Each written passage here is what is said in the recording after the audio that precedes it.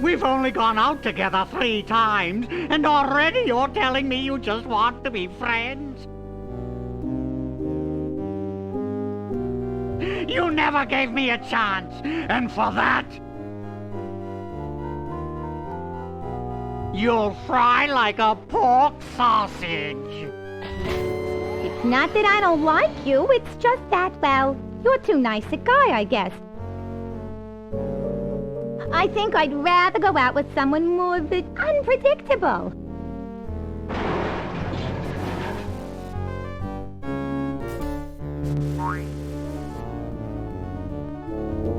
Hello.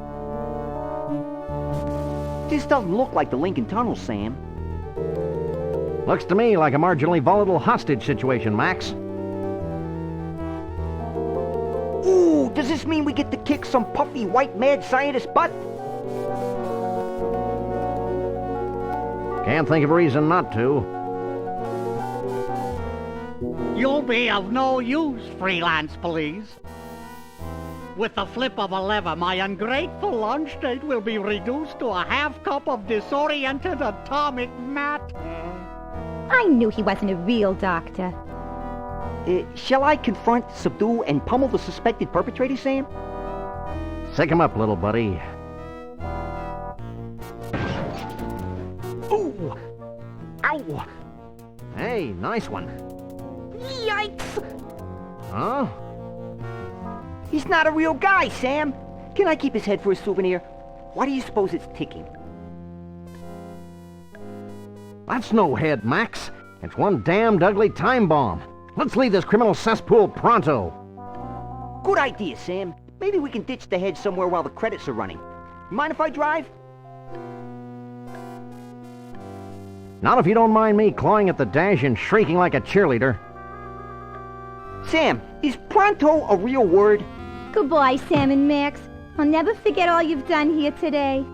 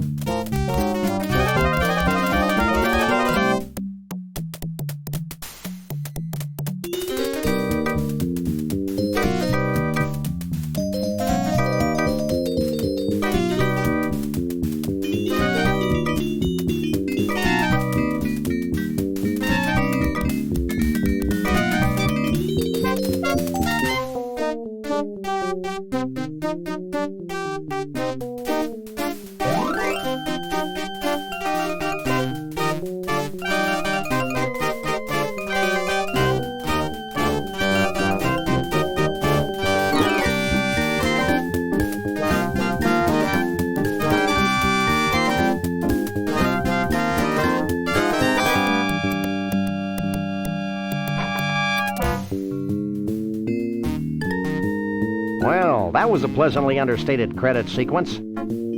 I enjoyed the cheesy retro ambiance. What the hell are you talking about, Max? Sam, either termites are burrowing through my skull, or one of us is ticking. Oops. Oh, yeah.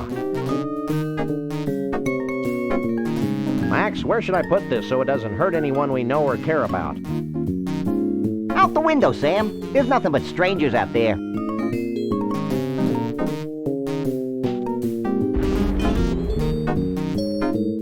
I hope there was nobody on that bus. Nobody we know, at least.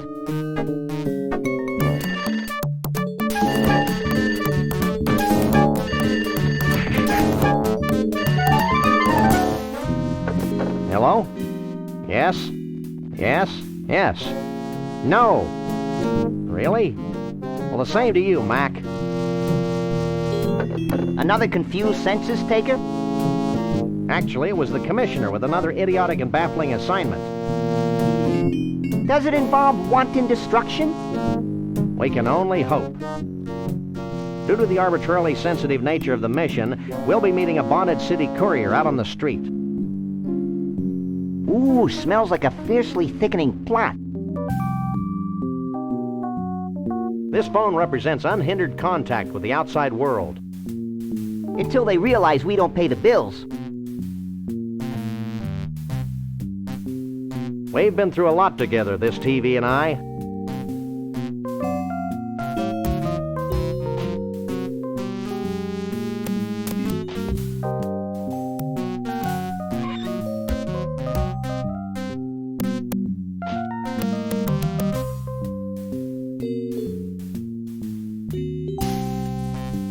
Vertical silverware storage.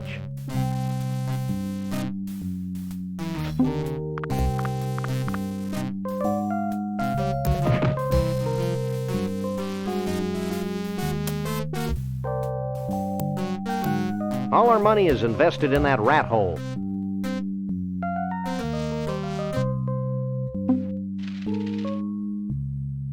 Cash. Never leave home without it. Yeah, we may need it to bribe slippery government officials.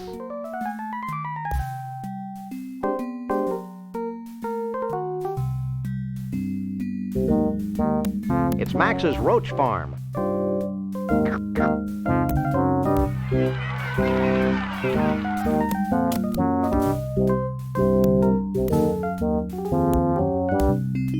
It's a blacklight that Max uses to illuminate his rare 60s posters.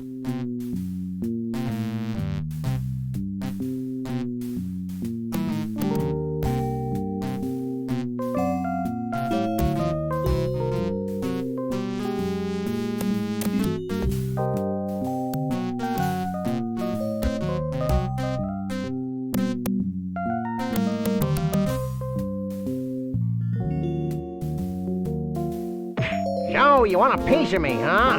Well, take a piece of this. Brutal. But very true to life. And here's one for your old man.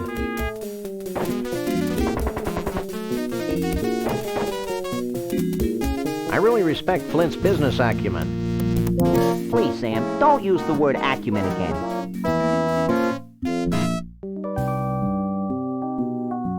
Guess he had it coming to him.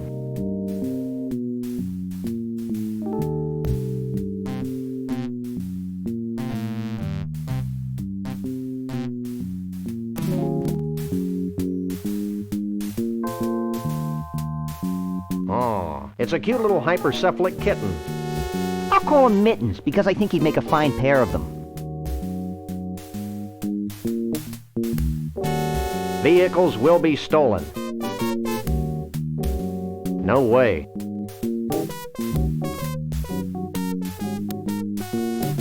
Soiled office space available. Just a bunch of intoxicated pigeons. Bosco's guns, liquor, baby needs. Somebody's been ripping off the U.S. Postal Service. Hey, I don't think Mr. Bosco's voluntarily giving away his money. Oh, I'm real terrified. A dog and a rabbit. Ooh, scary. Max, the smart-ass kid doesn't think we're scary. What do you think about that? That's telling him, little buddy. I think that punk learned a valuable lesson, Sam. Me too, Max. I didn't realize that the lower lip could stretch completely over the head. Amazing.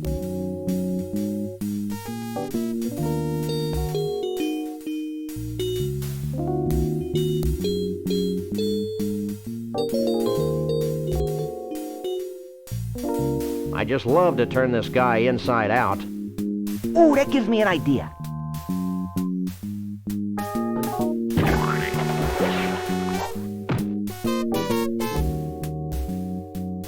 According to these orders, something bizarre is happening at the carnival. I thought that was the whole point. Maybe we should check it out when we've got nothing better to do, like any time.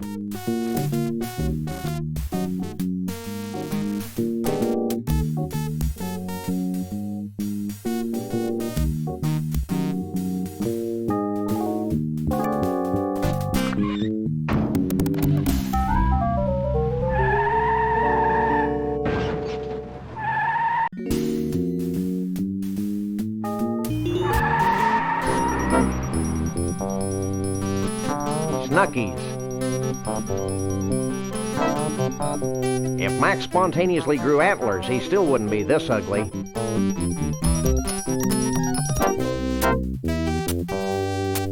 It's one of those jumbo-size all-you-can-drink Snuckies cups. It's almost as big as my head.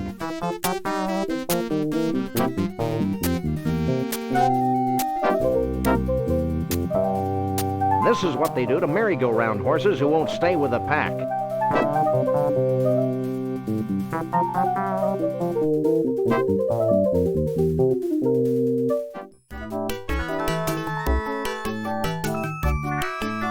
It's a carousel of bootleg Sam and Max portable car bomb games.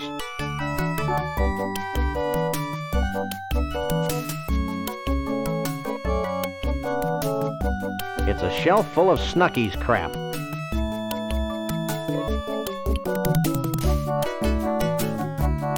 Genuine Native American drums, manufactured by genuine Native Koreans. Jackalopes, the bastard pets of Piltdown Man. It's a box of pecan-flavored candies. I gotta go to the bathroom.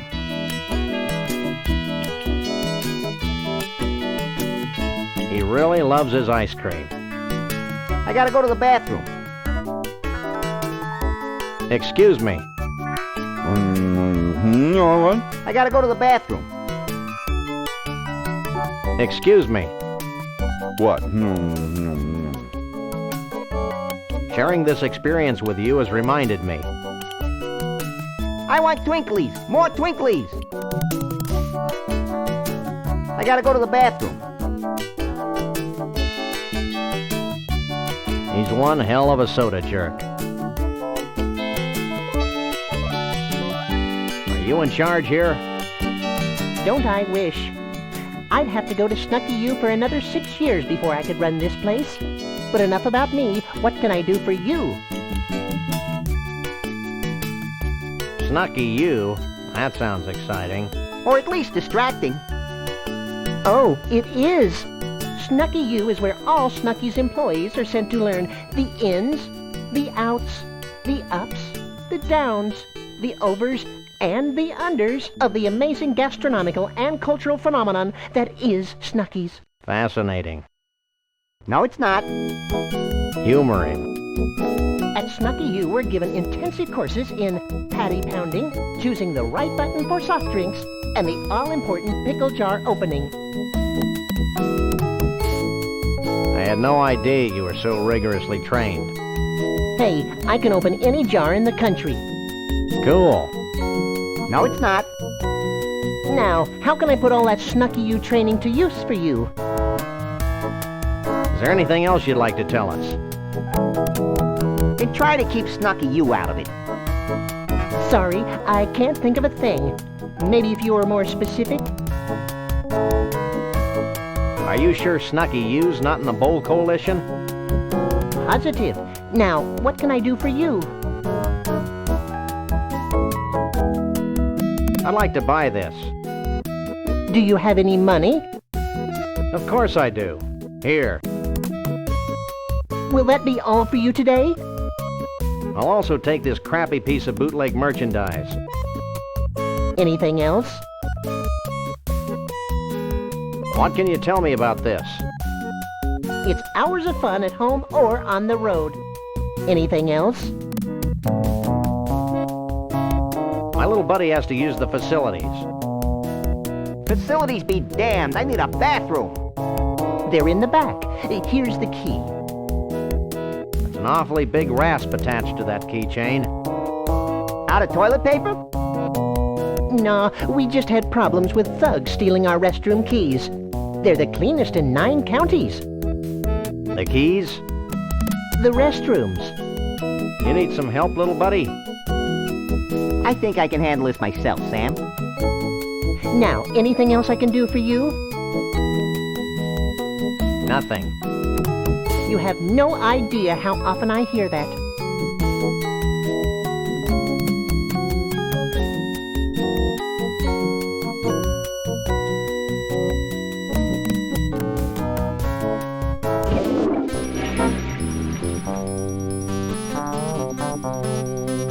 Max! Are you as confused as I am? More so. I'm excited. Who isn't? I didn't always want to be a cop, you know. Me neither. I wanted to be a Hun. I think we should keep the rasp. You're probably right. No one deserves to use restrooms that clean. Why is this game called Car Bomb, anyway? To avoid getting the pantsuit off us. But you don't wear any pants. Don't remind me. You're looking hale and hearty, little buddy.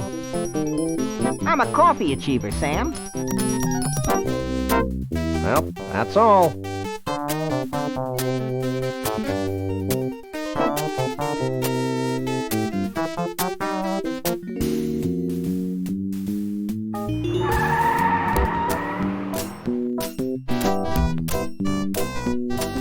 Tarnation and blimey, he ain't here.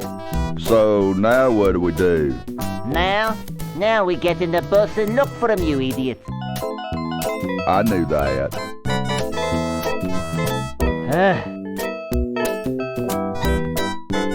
Get out of Mr. Bumpus' way, you partially clad varmints. Who was that? I don't know, but if it weren't for the carefree innocence of this carnival, I'd be breaking his kneecaps. You're a demonic little imp, Max. Cushman Brothers Shows.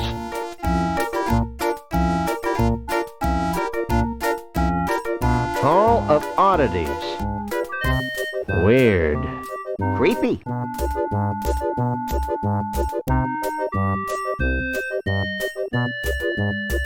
Are you the ticket taker? Sorry, boys, we are closed. I can't let you in. Insurance reasons, you know. Let us in, Oleo Breath. Nope. I want a corn dog. You'd better have a better reason than that if you expect me to let you in. Who are those misanthropes at the gate? Which misanthropes? The short one with the bad hairpiece and the tall one with the dark flinty eyes. Hey, I just work here. Anything else? I'll be back. I can hardly wait.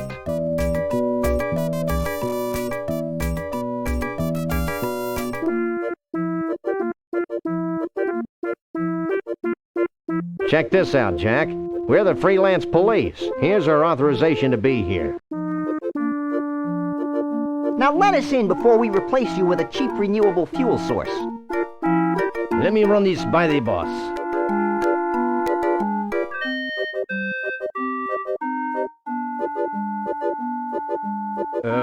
I guess you can go in. But be careful. Carnivals can be dangerous to your health. Ho, ho, ho. That was needlessly cryptic. I'd be peeing my pants if I wore any.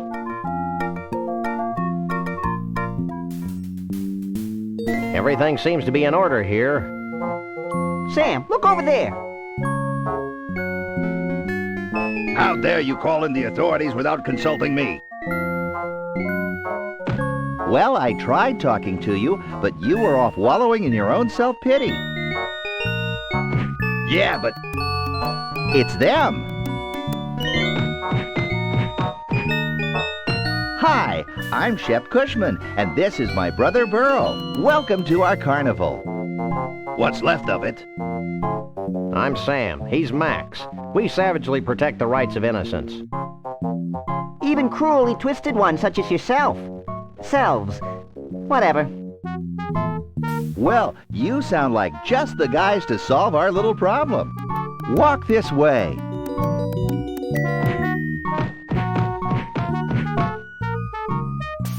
See this melted block of ice? How could we miss it?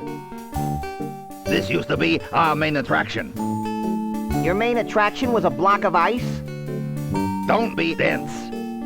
Our main attraction was a genuine, authentic, real-life Bigfoot on ice. Hey, let me get this straight. You want us to go traipsing all over the country looking for a soggy Bigfoot? I've never been traipsing before. Does it hurt? But Bruno must be returned to us. He's a brutish, ignorant beast with no sense of right or wrong. Hey, who isn't? Besides, he's kidnapped our second main attraction. Is that the block of ice? No, it's Trixie, the Giraffe-Necked Girl from Scranton.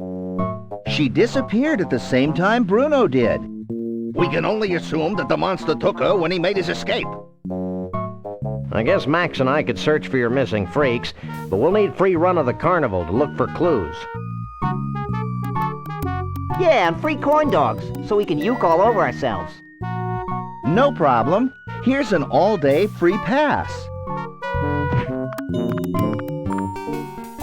Leave everything to us, and we'll have those abominations of nature back in your protective care before you can read the Koran. Didn't he fight Godzilla?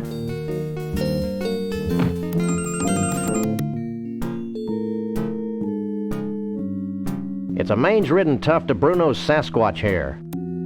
I think it would make a swell toupee for balding computer programmers. Don't be stupid, Max.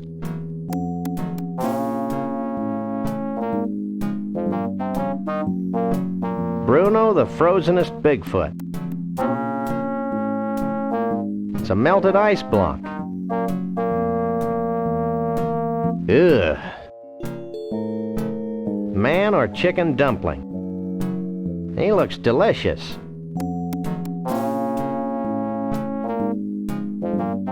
Human enigma. He's a nice guy, but sort of a drip. Insect lad. Jesse James' severed hand. And it's still twitching.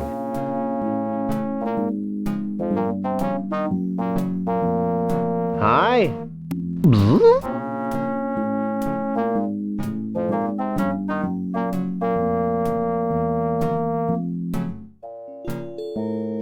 So this is what happens to unsuccessful third-party presidential candidates.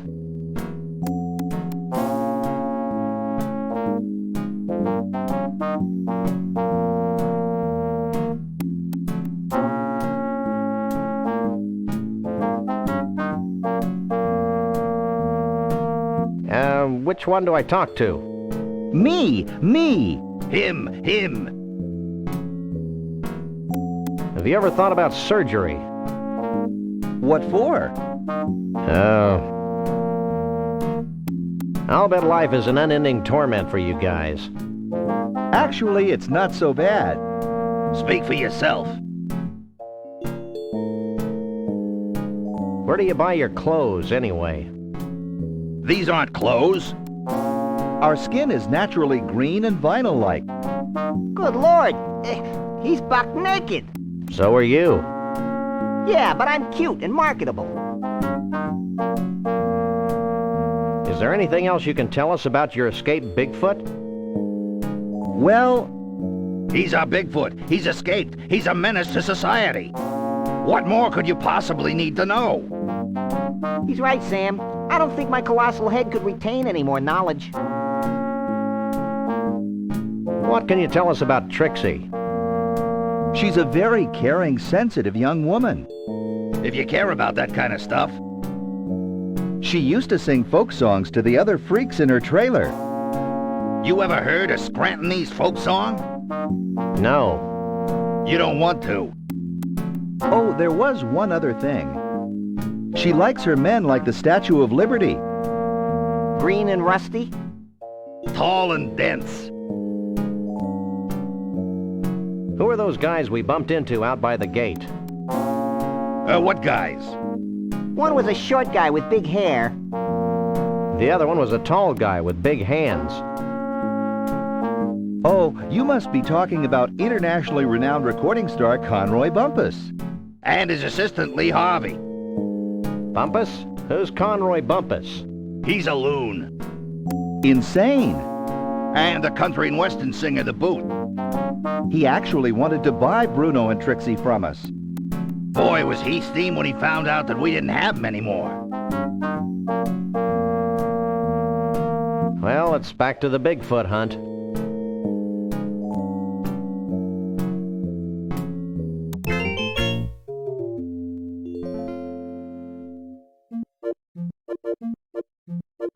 It's the door to Trixie's trailer. That sounds like a country western song, Sam.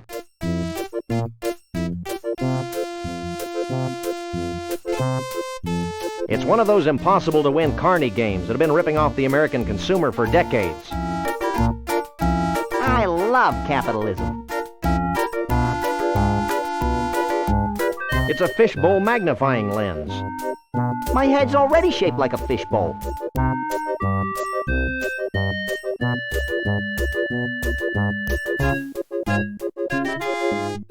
Whack-a-rat.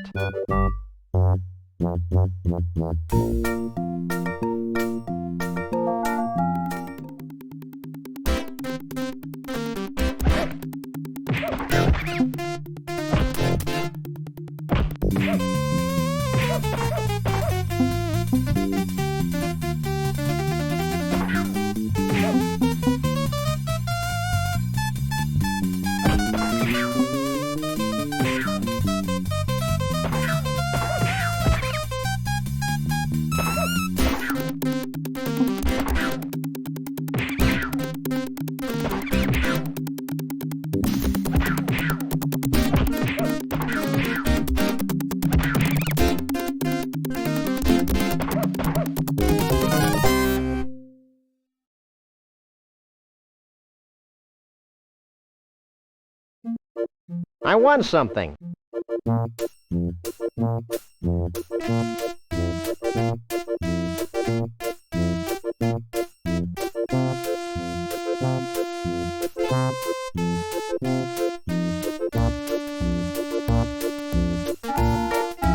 I bet they have 4 or 5 accidents a year on this ride. Neat.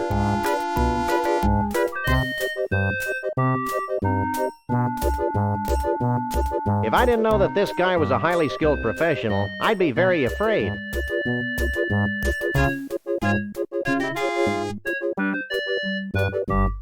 Excuse us, but we need some help, and although you seem dangerously unequipped brain-wise, we've come to you for advice. Huh?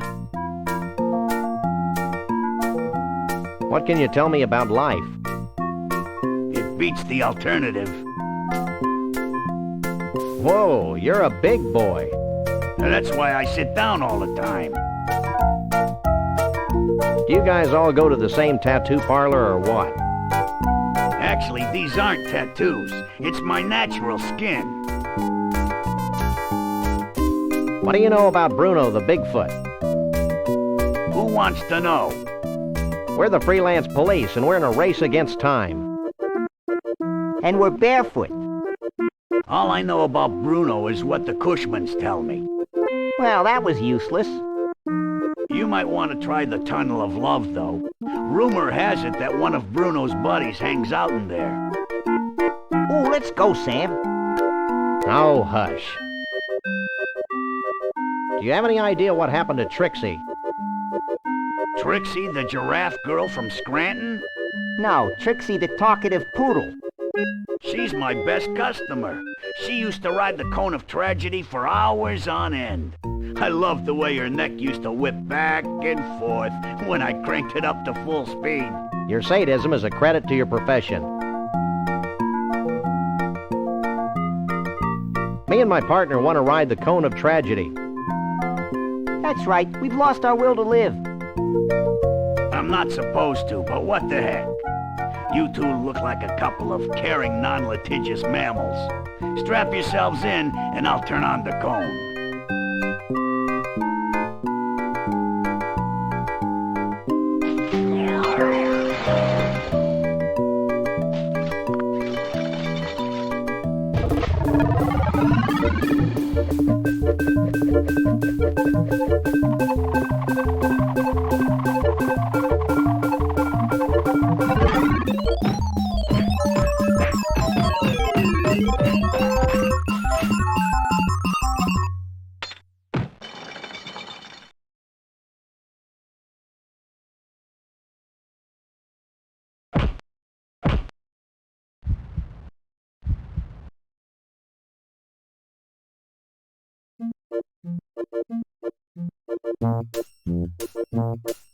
Ooh, I feel tragically empty. Me too. It's as though an integral part of my essence has been ripped from my being. Let's do it again. Maybe later, chum. Hey, what happened to my carefully collected box of useless junk?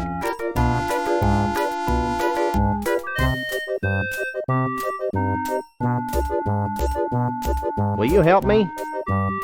Depends. What do you want? Where'd all my cool junk go? It must have fallen out of your coat while you were on the ride. Here's a claim ticket. Take it to the Lost and Found.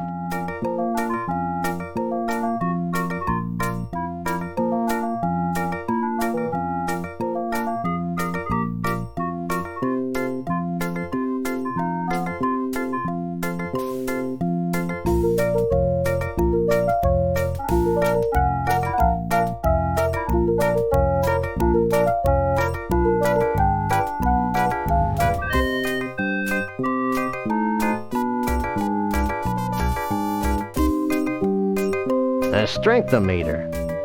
I shudder to think of the number of promising dates cut short by this fiendish contraption. I don't think I possess the psychotic strength needed to ring the bell. Hey, Max. What? Can you ring that bell? Sure.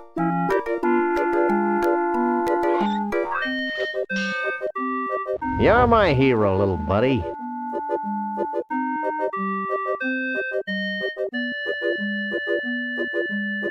Holy cripes on toast. Nothing personal, but you're the single ugliest thing we've ever seen. Well, there was that computer game developers conference. Have you lost something? I've lost a whole bunch of neat junk. You must have been gifted with psychic powers to make up for your obvious physical shortcomings. Bad deal. Have you got a claim ticket? Sure. Wait here while I search through the back room. Well, here's all the stuff we've collected off the Cone O' Tragedy today. It's all yours. I feel whole again.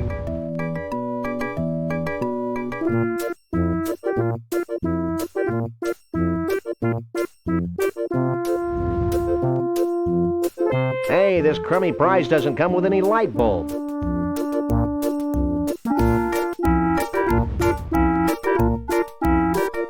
It fits perfectly.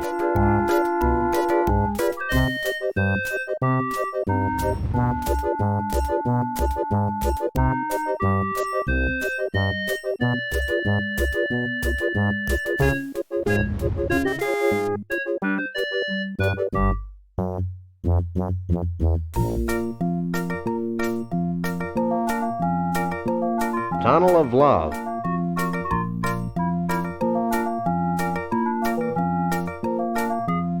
Want to ride the Tunnel of Love? Yippee!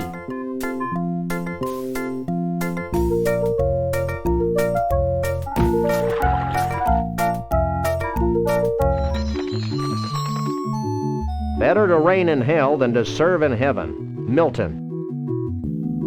Heaven is a place where nothing ever happened.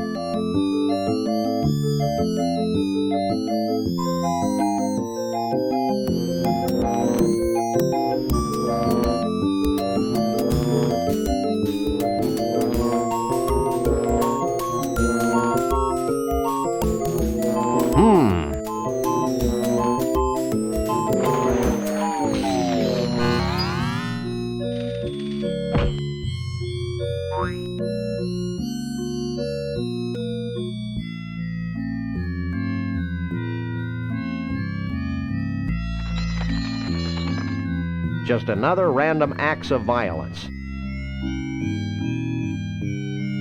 Get off of there, Max. Why? Check this out.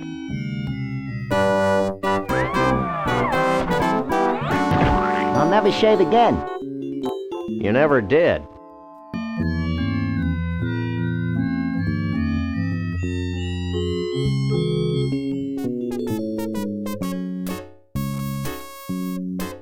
This looks like the Tunnel of Love reset switch.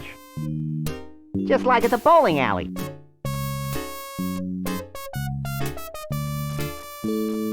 Count just spud us in his native habitat.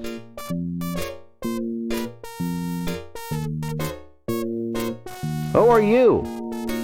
I'm Doug, the mole man. Who are you? I'm Sam. He's Max. We fight crime. And we like long walks along the beach. What do you want from me? What the heck are you, anyway? I'm a mole man. Figure it out. I think he's a mole man, Sam. You know, watching too much TV is super bad for the eyes. Why do all you squishy, poorly focused blobs say that? Never mind. Do you know anything about Bruno the Sasquatch? Bruno the Sasquatch? Why, the stories I could tell you. Stop him, Sam. He's gonna tell us a story. I first met Bruno 25 years ago in Saigon. And then there was the time we all had our taxes done by a platypus, and... Shut up! For God's sake, just shut up! Look, we just want to know where Bruno is now. Gee, I have no idea where he went. Maybe you should talk to my uncle. Your uncle? Yeah, my Uncle Shabool. He's really into Bigfoots. When I was a kid, he used to tell me stories about giant Bigfoot parties, where all the Bigfoots of the world would get together and dance Bigfoot dances, and... That's great, kid. Where can we find your uncle? I don't know. He disappeared a short time after he helped build the largest ball of twine on Earth.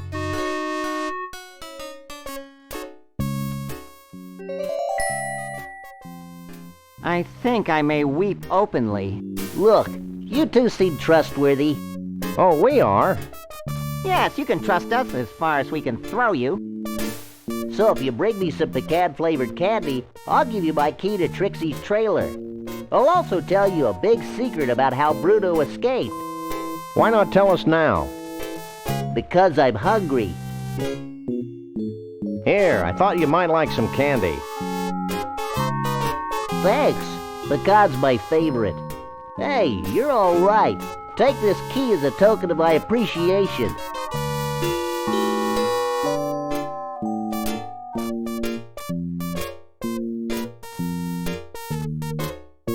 Wow, this is some key.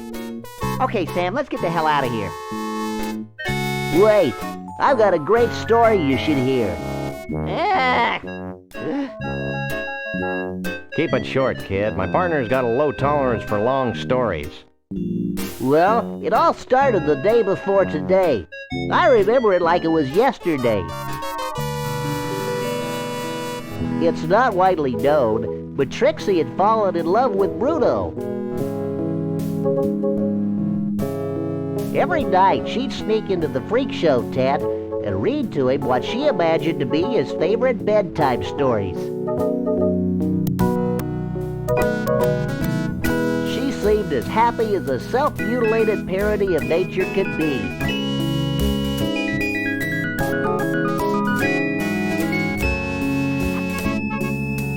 But she could never truly be happy until her beloved Bruno was free. Finally, she decided to do something about Bruno's predicament. She begged Flambe, the fire breather, to free the Bigfoot from his icy cage. Flambe took pity on poor Trixie and liberated Bruno, and the happy couple haven't been seen since. Hell of a story, ain't it?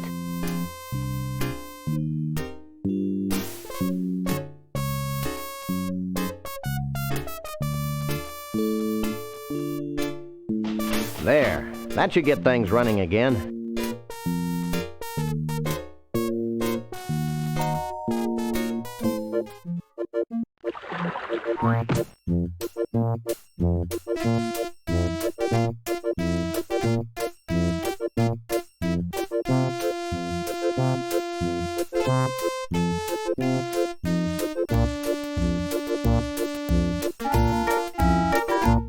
Hey, Max, come here.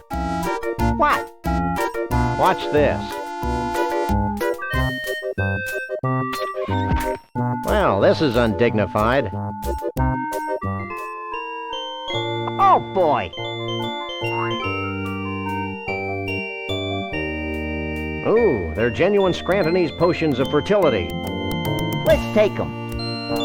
I don't think we should risk being any more fertile than we already are, Max.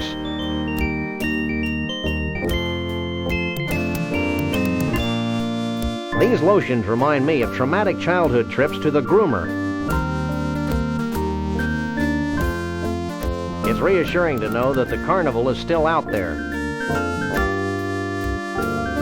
It's a hope chest. I hope. It's a big closet. Trixie's a big girl.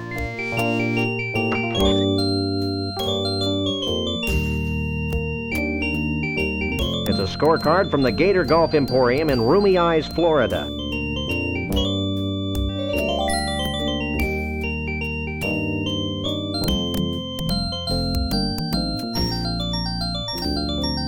Hey, there's a neat costume in here.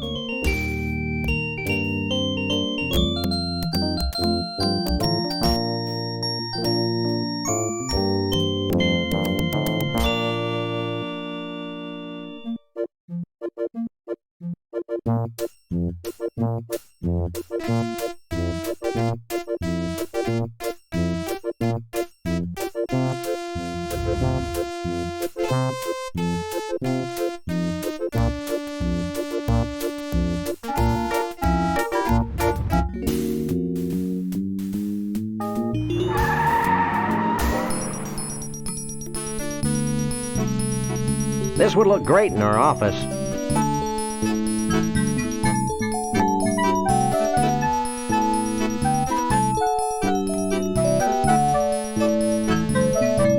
It's about time they closed this senseless, cruel, politically incorrect attraction.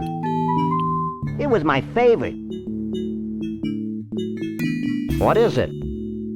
It looks like a couple of snakes. Everything looks like a couple of snakes to you.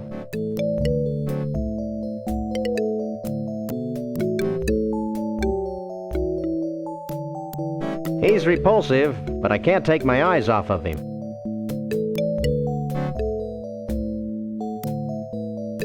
Not that I care, but what made you think of putting alligators and golf together? I didn't. Fact is, this place used to be a miniature golf course. Then, back in '89, the swamp flooded the whole shooting match, windmills and all. Next thing I knew, I had a half-submerged miniature golf course crawling with 10-foot-long gators. I hate when that happens. Tell me about it. So I turned the golf course into a driving range. This must be a popular teen hangout. It was. Then we had that problem with the Jenkins kid. Court made me destroy my best gator over that. Well, what can I do for you?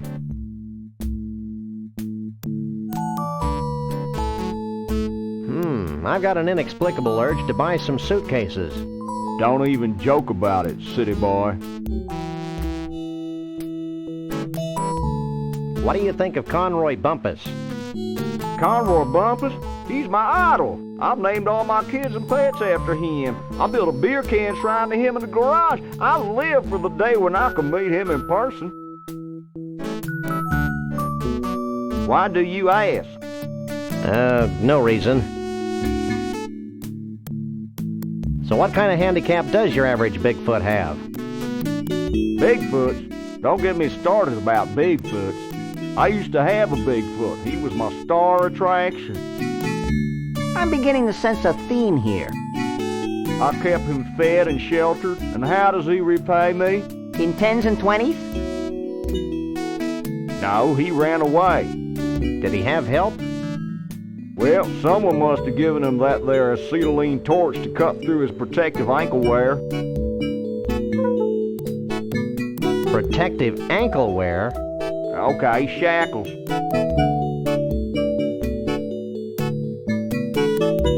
Do you know what this thing is? That used to be my golf ball retriever. One of the gators bit the end clean off it. Until I get my new one, I have to get the golf balls out of the water manually. Isn't that dangerous? Take a look. Don't go anywhere. Where would I go?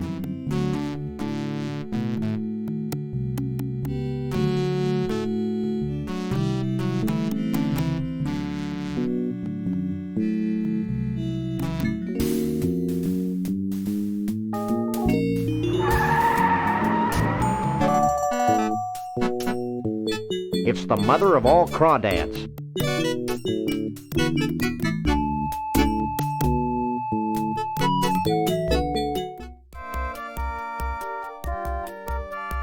It's a carousel of bootleg Sam and Max paint-by-number books.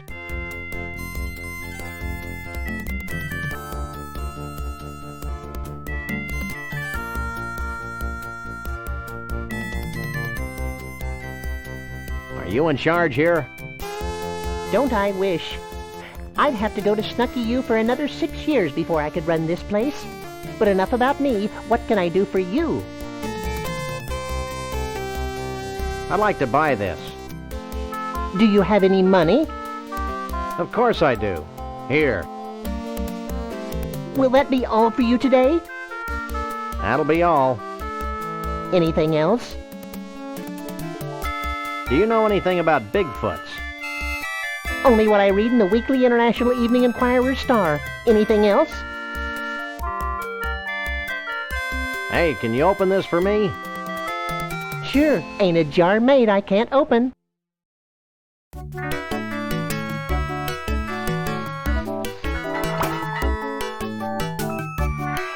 Anything else I can do for you? Nothing. You have no idea how often I hear that.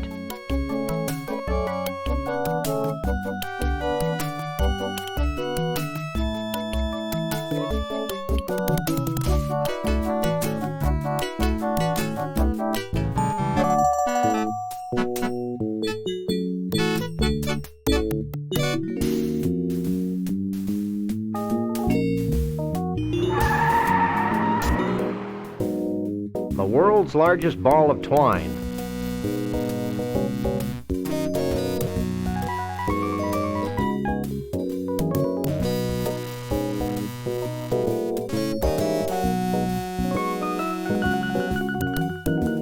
Holy cat heaven. How long do you suppose it took them to wind this immense ball of twine? More importantly, how did they get it to stop rolling once it was all wound?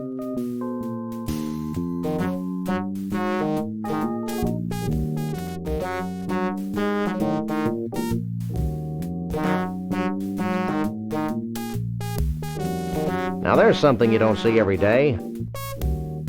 What the hell are you talking about, Sam? We dump our fish heads out the window all the time. Yeah, but these are halibut. He looks like my 8th grade English teacher, but with more warmth. It's a 1/200,000th scale model of the actual ball of twine. And it's only 1/200,000 as stupid as the actual ball of twine. Fun facts about the world's largest ball of twine. If laid out from end to end, the ball would stretch from here to the far side of Jupiter.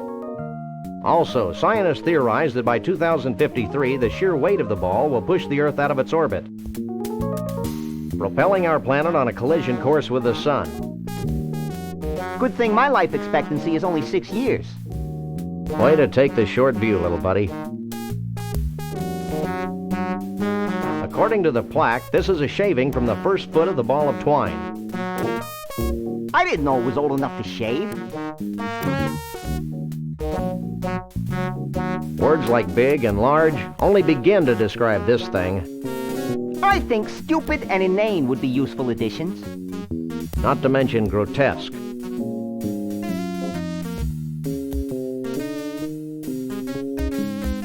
Do you work here? Yep, have been for 40 years. So how can I help you? How'd you get this job anyway? I clawed my way to the top, trampling those foolish enough to get in my way. Stop staring at me. I can't help it. It's places like this that make me wish I were Canadian. Well, they've got one of these too, but half of it's French. You haven't seen an 8-foot-tall woodland creature answering to the name of Bruno around here, have you? Are you talking about Bruno the Bigfoot? Yeah. He and a bunch of other Bigfoots helped build the ball of twine back in '56. Why, the stories I could tell. No! I've heard enough stories today. Have you seen Bruno recently? I haven't seen Bruno in 30 or so years. Is he in trouble? That depends on your definition. I like to use the one that involves spiny echidnae. Well, is there anything else I can help you with? What's with all the fish guts flying past the window? Those are leftovers from our last fish delivery. Our famous rotating restaurant has fresh fish flown in every day from the world of fish in Mosquitaville, Missouri.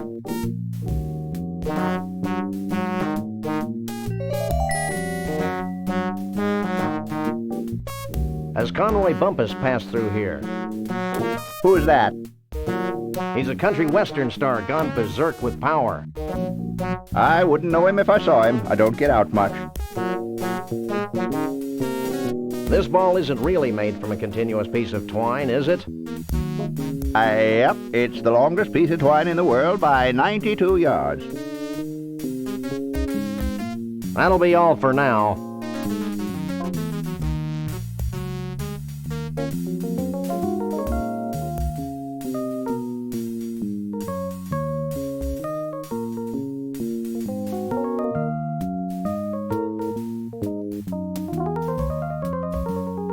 It's a broken golf ball retriever with a magnet attached to it.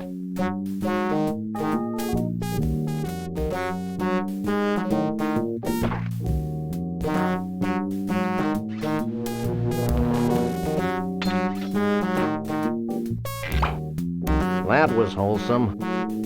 Not to mention physically improbable.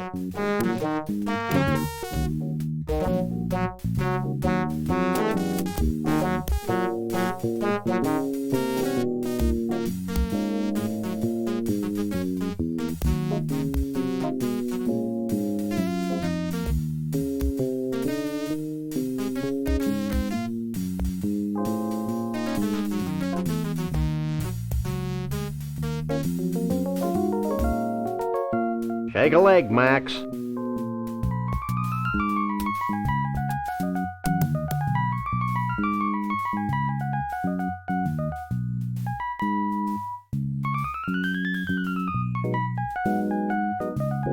Hey, look!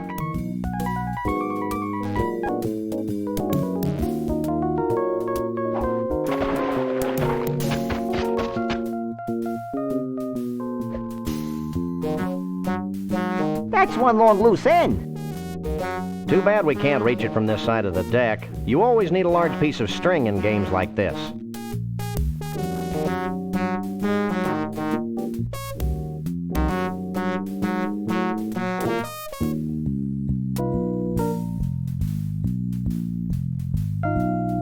Seafood.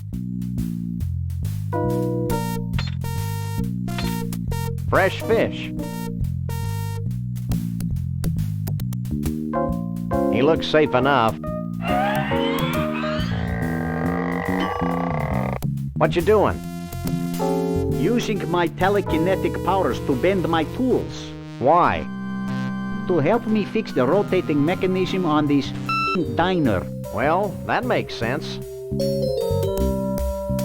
Hey, lay off the swearing. We're trying to appeal to kids. Get bent. Percent sign, ampersand, dollar sign. And colon, semicolon, too. What are you doing? Swearing in longhand, asterisk mouth. Should I even bother asking you about Conroy Bumpus? No. Have you heard anything about Bruno the Bigfoot? Who that? Is Bruno the Bigfoot. Sam, he's speaking in tongues. What are these malformed tools good for? Lots of things. Like scratching those hard-to-reach places. Every place is hard for me to reach. Would you like a free sample? Sure. Go ahead and take this one. Thanks. Well, bye.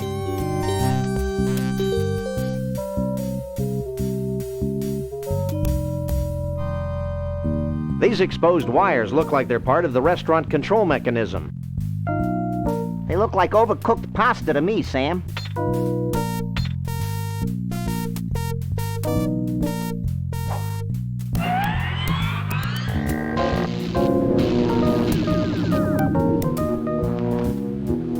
Now I can control the speed and direction of the diner via these mounted binoculars. That's the most ridiculous thing I've ever heard.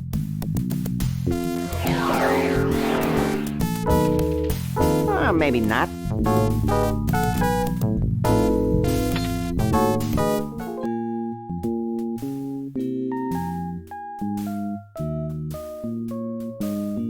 I'm sure this is somehow useful, but I'll be damned if I know how.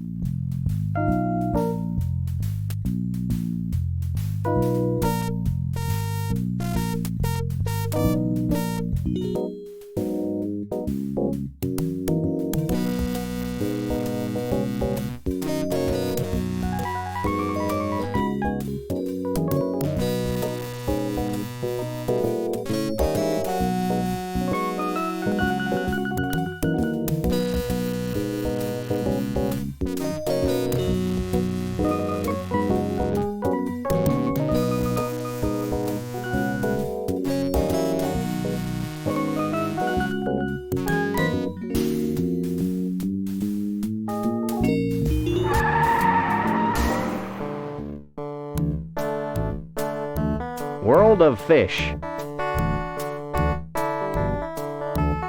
Fish feed. I hear a distant rumbling. You should have thought of that before we left.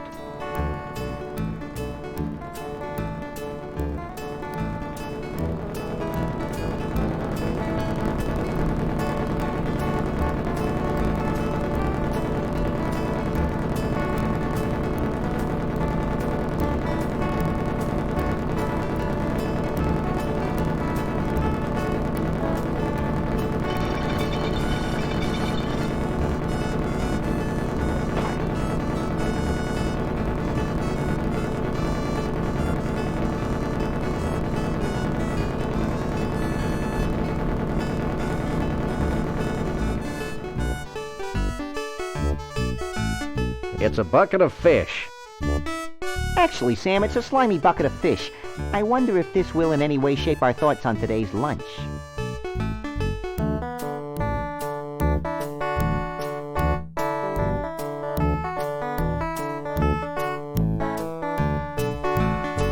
What a hunk of filet.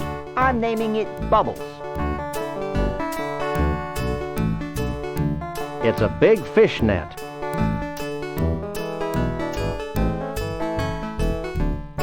Wretched refuse on a teeming shore.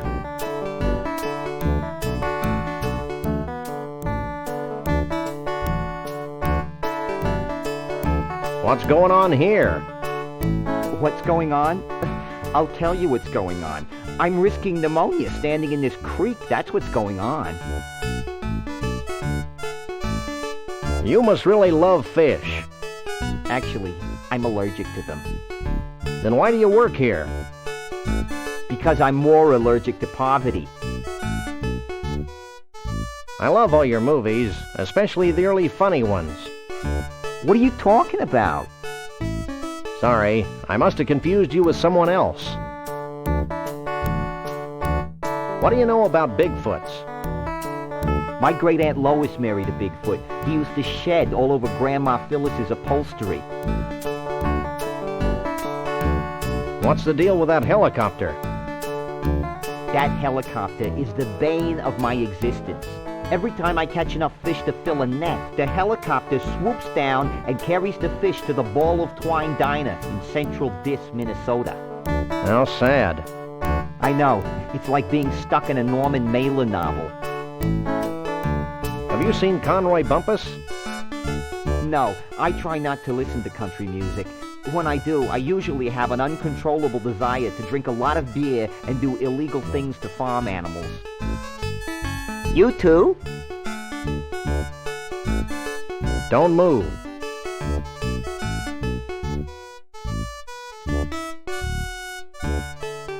That's a large fiberglass fish.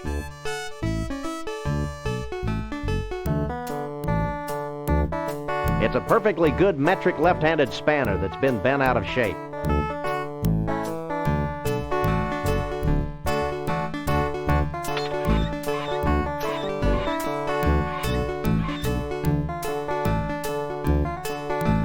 That did the trick.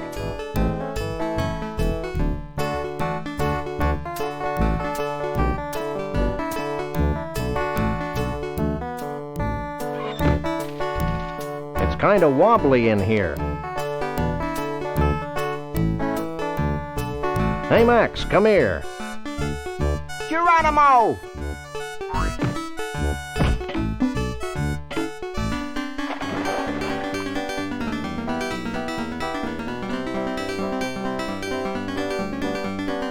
One must admire the skill with which the wily uber trout stalks its prey. This is one of the 10 most liberating experiences of my life, Sam. Holy mackerel. I'm a trout, stupid.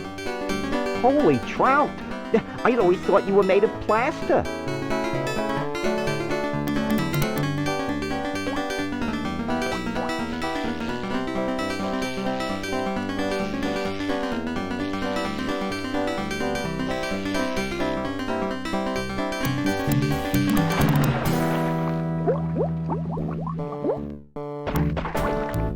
Now what do we do, Sam?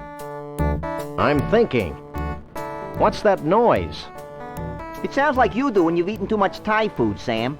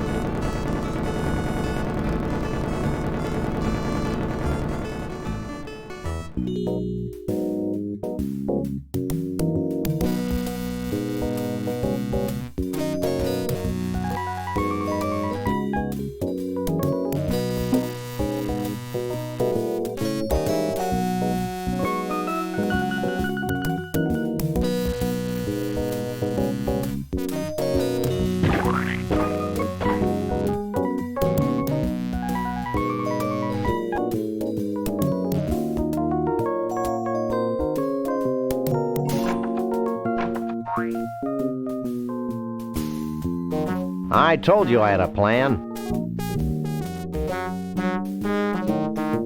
Hey, Max, I've got another plan. I think I liked you better when you were clueless. Shut up and climb over the rail.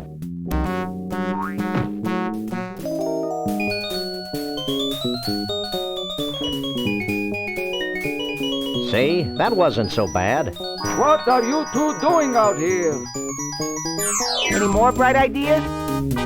Let's start crying like babies.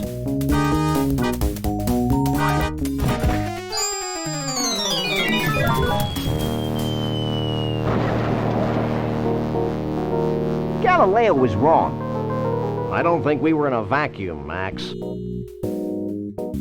Hey, how will we get our car back? Wait for it.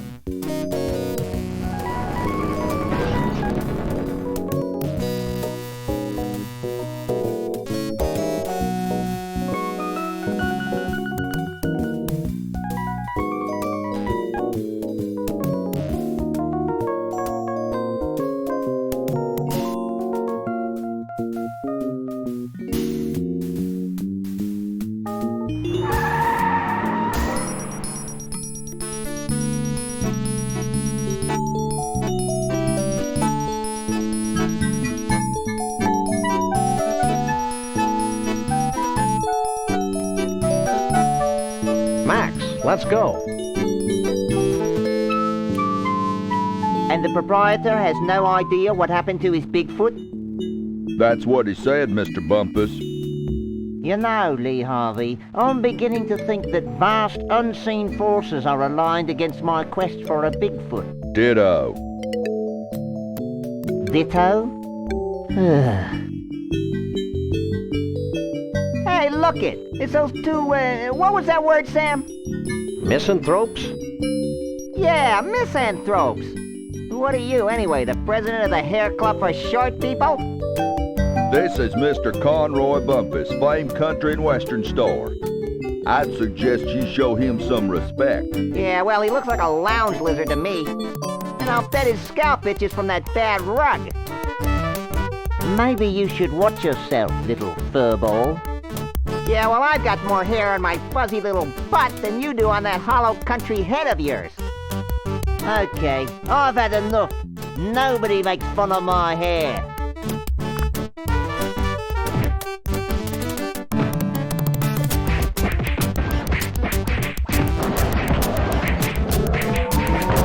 Hold still, you flea-bitten polecat.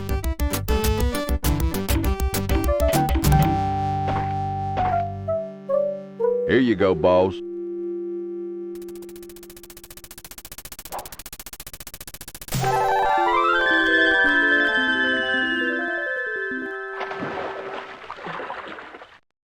What a jerk.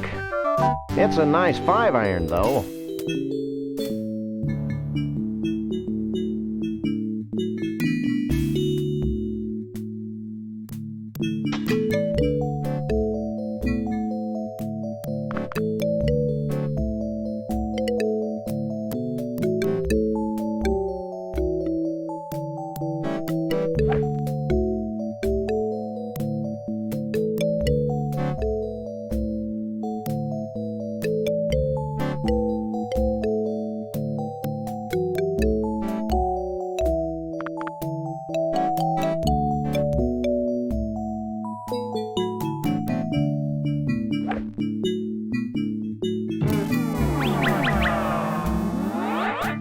Get me the hell out of here!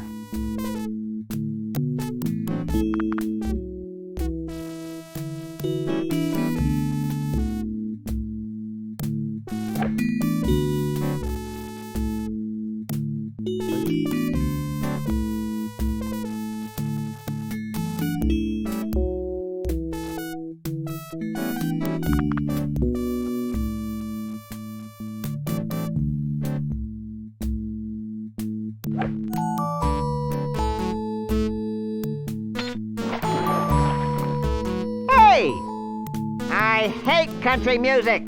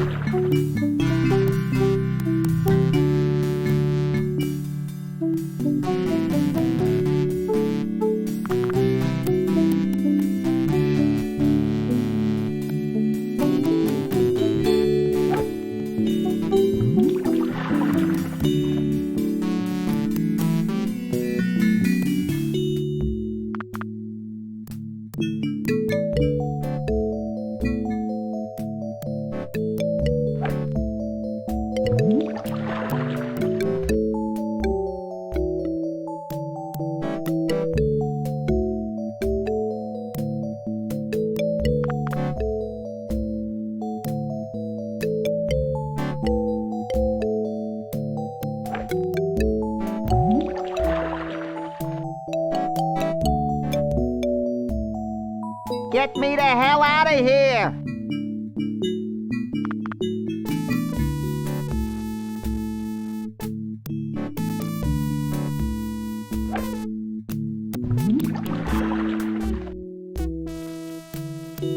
Hey, you've made a path across the driving range.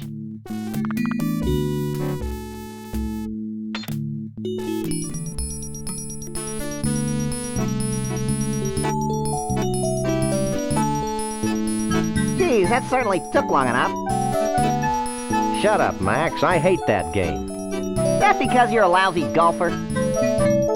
You're an irritable bunny today, aren't you? Yeah, well, why don't you try sitting in this smelly booth while I beat the hell out of helpless fish? Maybe I should just leave you there. Did I mention what a lousy golfer you were?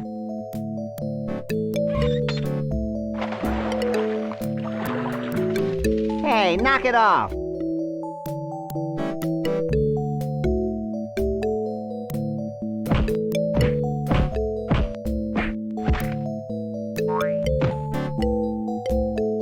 Hey, Sam!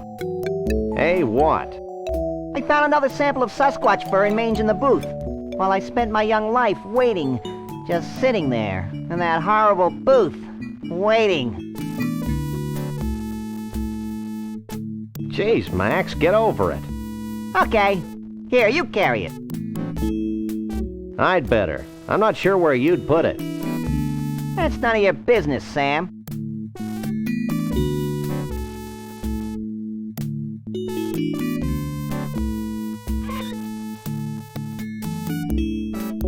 It's a snow globe from the Mystery Vortex in scenic Goldwump, Washington.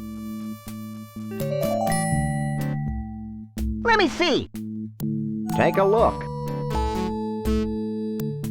Too bad it's empty or we could shake it. Like this? Yeah. What's that writing on the bottom of the globe? To Elmo the Bigfoot. Keep on truckin'. Shavul the Mole Man. Hey, maybe Shavul's at the Mystery Vortex. Let's go there before I'm distracted by something.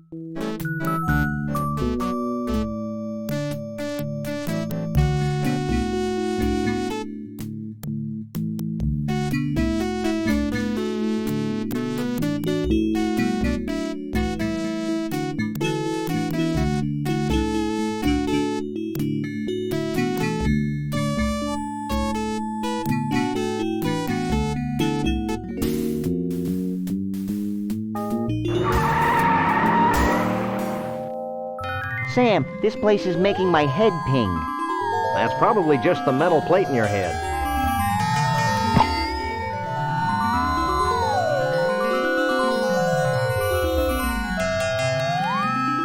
Who knows what makes these inanimate objects dance their infernal jitterbug?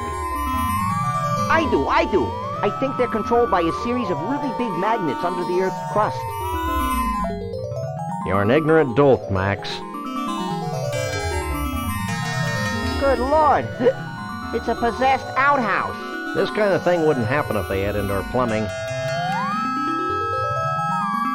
Mystery Vortex.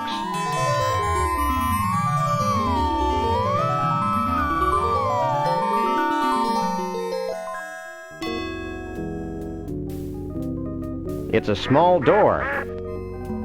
It's a little door.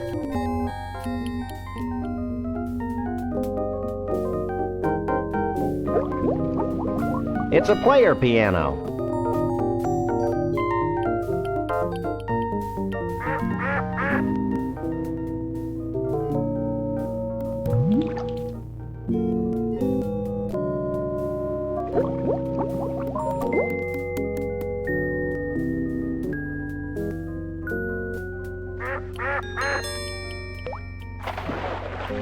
That's a mirror.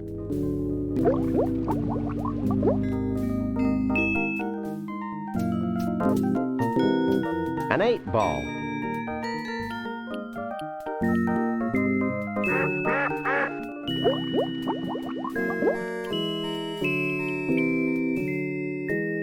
It's the seamy underbelly of water.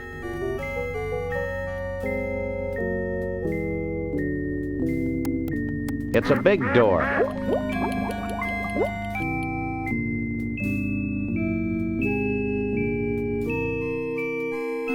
It's a big door.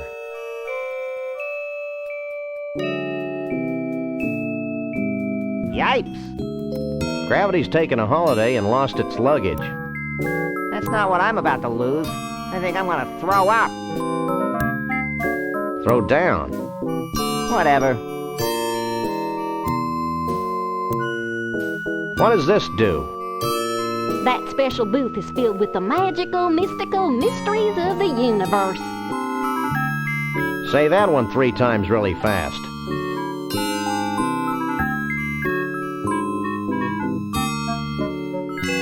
It's another tuft of Sasquatch hair and mange. My rabbity senses tell me that this is not Bruno's hair and mange. Or maybe I'm in love.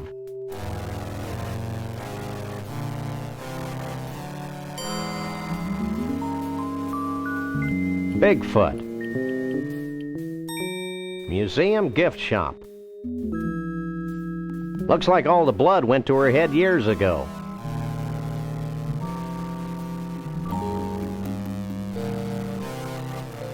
Stoof gib to oba wonk oi odd taw. I'm upside down, cute, and not dyslexic. Oh. I feel like my sense of reality has just exploded. Try cutting down on cholesterol. Are you feeling as mentally unstable as I am? More so. It'll wear off in a few hours. I'm looking for a Bigfoot. You too? I used to have a Bigfoot nap like ice over there. Yesterday I stepped out to have my spine recompressed, and when I got back, he was gone. Spine recompression. Cool. Do you know who Conroy Bumpus is? Yes, and he was here looking for a Bigfoot. Then he got sick and had to leave. This place seems to have that effect on people. Do you sell any snow globes like this one? We used to, but not anymore. Why not? Because they were having an inexplicably bad effect on the vortex. With every new snow globe we built, the vortex got weaker and weaker. The same thing happens when I watch sitcoms. So we decided to discontinue the snow globes for financial reasons. I guess this means you don't have any snow globe stoppers. You got it. We'll be back. Back, front, it's all the same to me.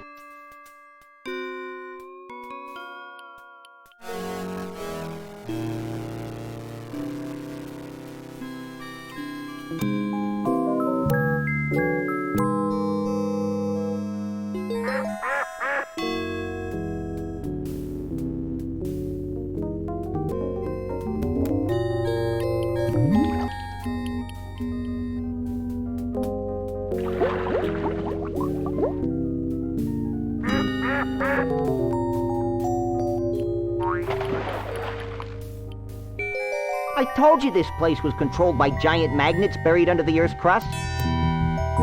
Lucky guess.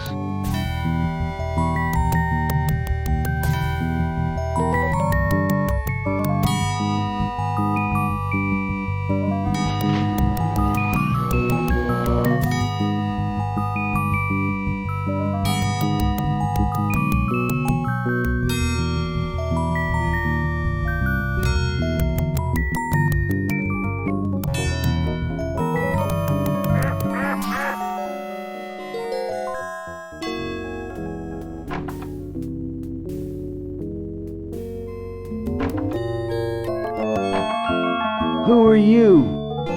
I'm Sam. He's Max. We bust punks. And we're overachievers. That's cool, man. I'm Shavul. What do you want with me? Hey, Sam, look. Well, this bottled water is a real letdown.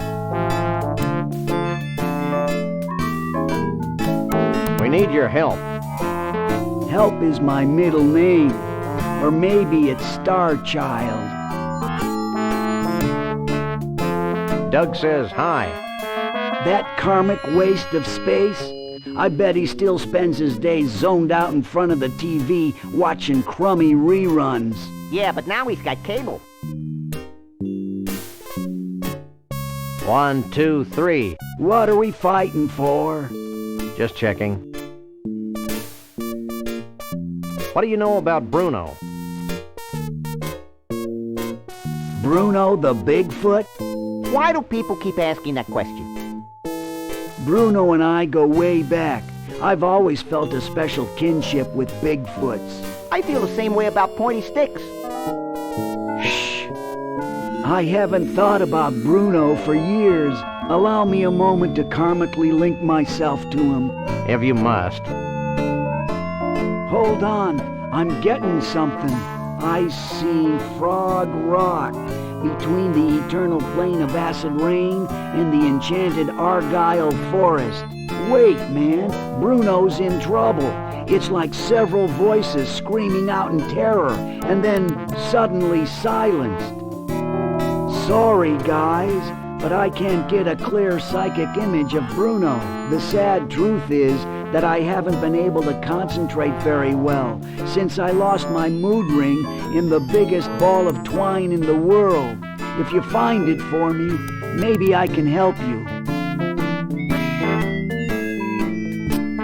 Is this your ring? Cool, man. Have you found Frog Rock yet? No, but I don't see how finding it's going to get me any closer to finding Bruno. Finding Frog Rock's only the beginning, man. Once you're at Frog Rock, you'll need some samples. Samples? Yeah, man. Bigfoot samples. You know, fur and stuff. 3 of them. Smear 'em all over Frog Rock. Put the fur on the rock. Got it. Let's go, Max. Wait! You'll also need some Mystic Mole Man powder. You must be joking. No joke, man. Here, I'll get you some.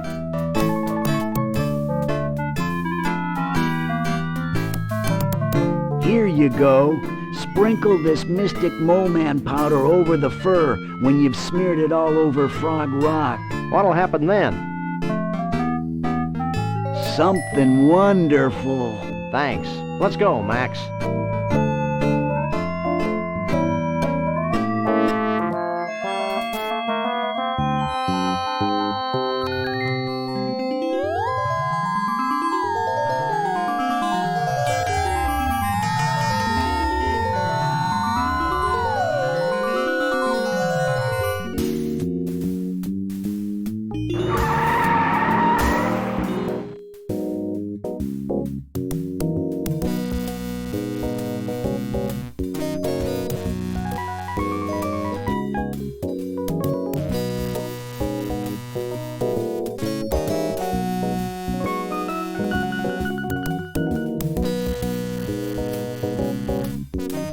Take a leg, Max.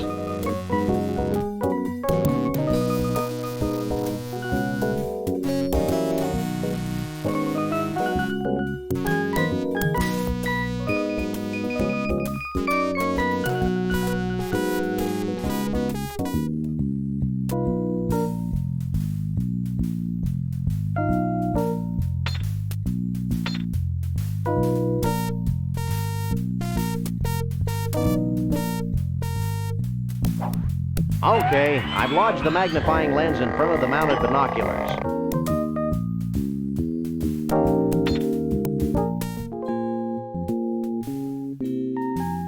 It's a rock. That's the enchanted Argyle forest.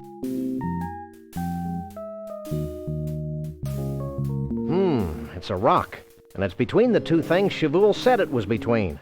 It must be Frog Rock.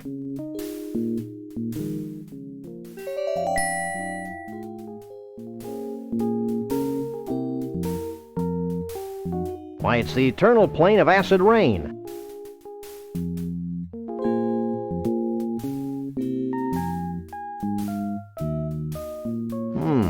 The largest stump in the world.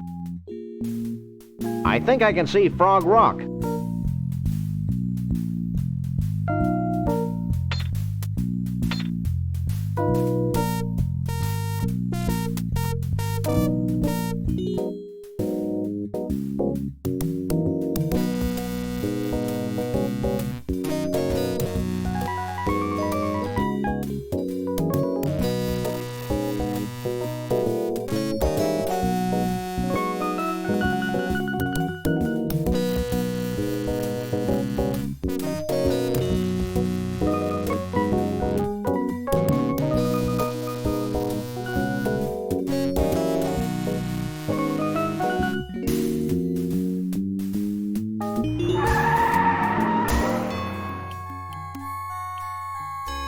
Frog Rock.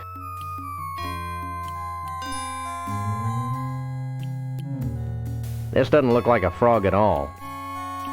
My innocence has been shattered by this blatant tourist trap. I want my money back. We didn't pay anything. Well, somebody better give me some money.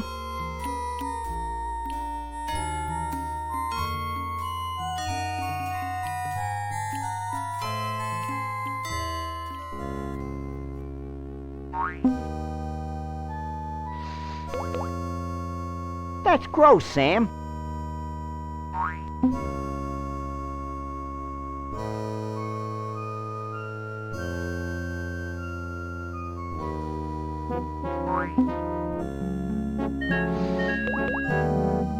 That's gross, Sam.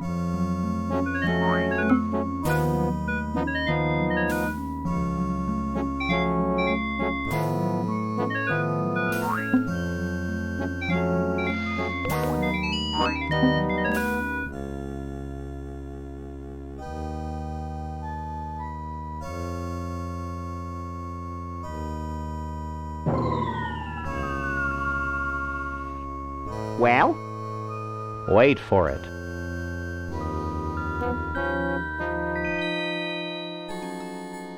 Sure gets dark quickly around here. I don't think this is a natural occurrence, Max. In fact, I think we're witnessing a celestial convergence of some sort. Do you think it'll make that rock look more like a frog?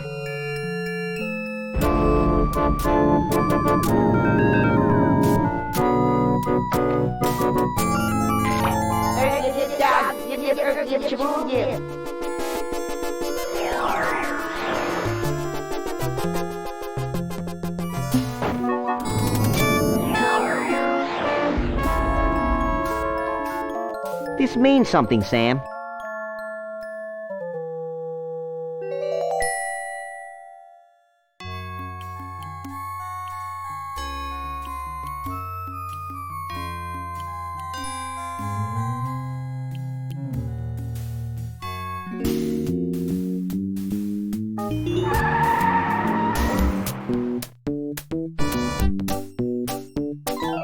It's a Conroy world after all.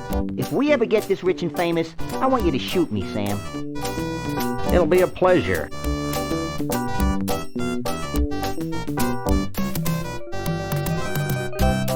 Bumpusville.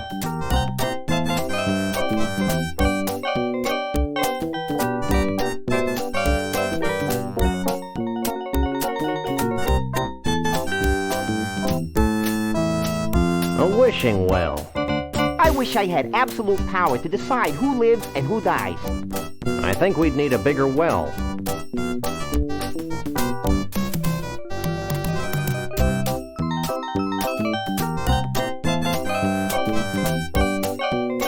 I wish this game were over.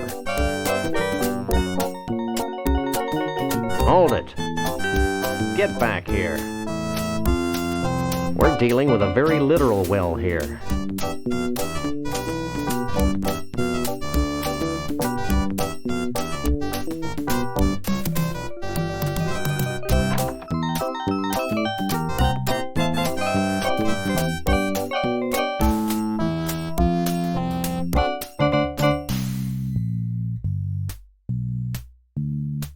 Cripes.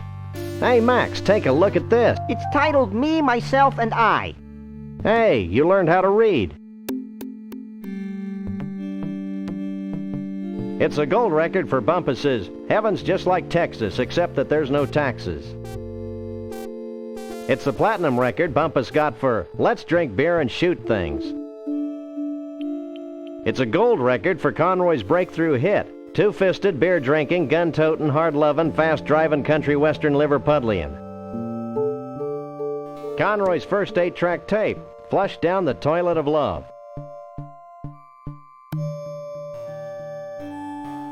Howdy, partners. I'm Conroy Bumpus, and welcome to Bumpusville. Feel free to wander the mansion, but for Pete's sake...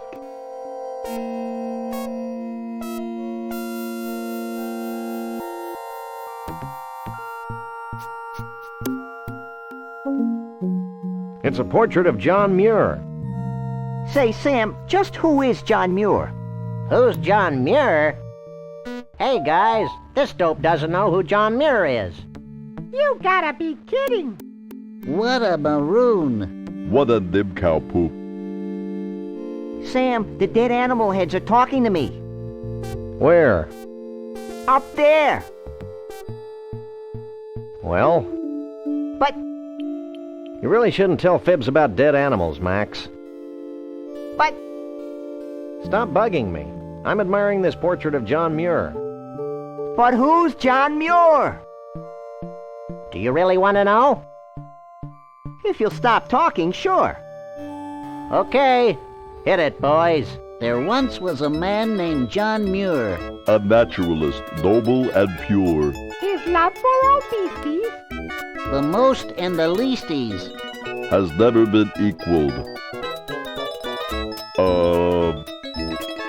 For sure.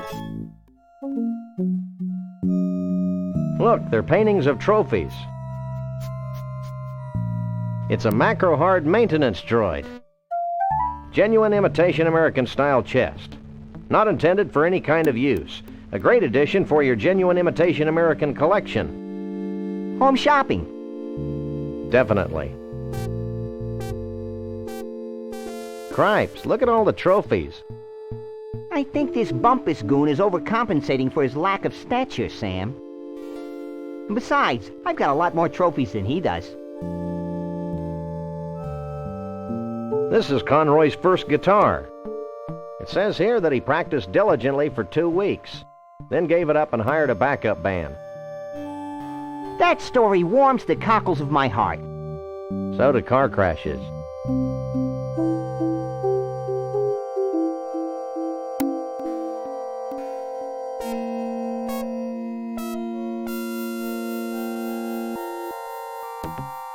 Bumpusville is proud to present the master of melody, the king of country, Mr. Entertainment, Conroy Bumpus. I hate floor shows. I remember my childhood in Brighton, when dear old Dad would bounce me on his knee. He'd say, son, there ain't nothing as exciting as exposing beasts to inhumanity. That's why I'm happy to be king of the creatures. I'm proud to be the lord of the old. I love collecting things with grotesque features. It makes me feel like some Chaldean god. Oh, I trapped my first tiger before I could speak. Killed me a bear when I was 3. And now with this Bigfoot and giraffe-necked freak, I finally have a full menagerie. Hit it, boys! That's why he's looking me scared by the wanna, just to be the sorrow of his own. None of us can be where we are wanna. Oh, it's tough to be a country western star.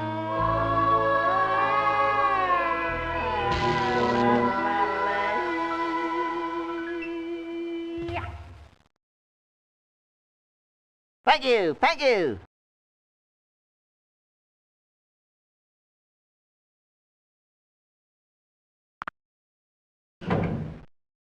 Your attention, please. Conroy Bumpus has left the building.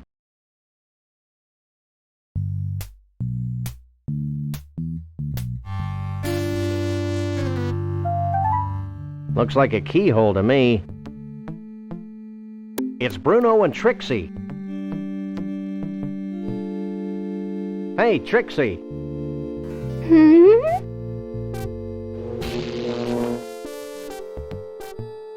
Hey, Bruno.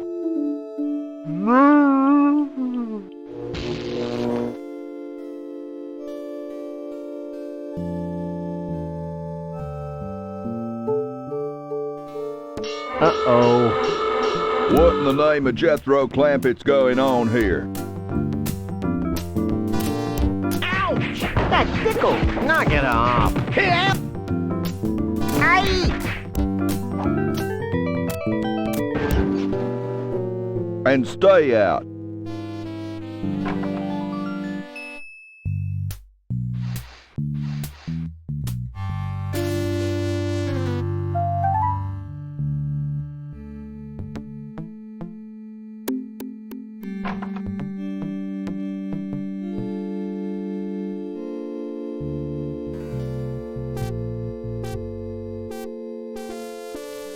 Oh, the platinum record Conroy got for his all-time hit. Smile when you say that, you rock and rollin' wimp. Bumpus got this gold record for Daddy's two-steppin' in his 2-foot grave. It's hard to believe that he sold 1 million of Tobacco Spit Blues.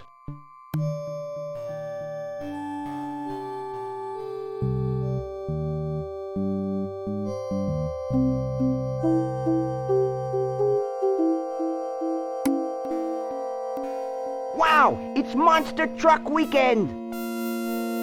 Happening every Sunday. Sunday! Sunday. Okay, I'm over the shock now. I'm not, but I'm sure my gentle naivete will survive.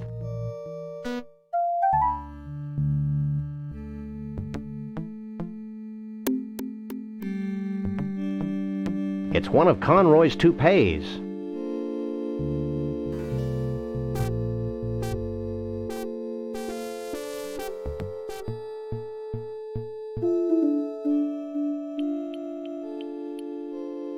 It looks like an official macro-hard maintenance droid manual. If I had the slightest inclination to strain myself, I could probably reach it.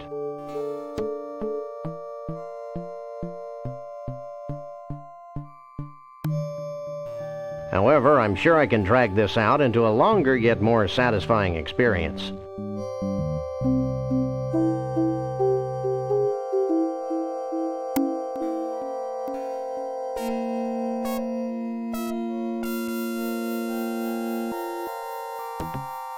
What you doing? Hang back, buddy, and observe my magic.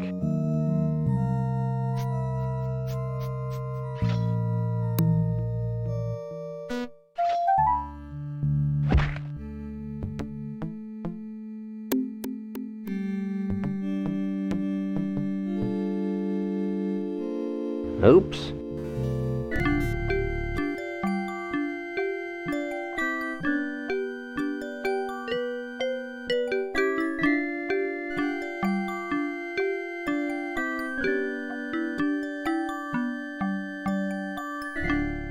Find out all you need to know? Maybe. I got a little lost in the troubleshooting chapter.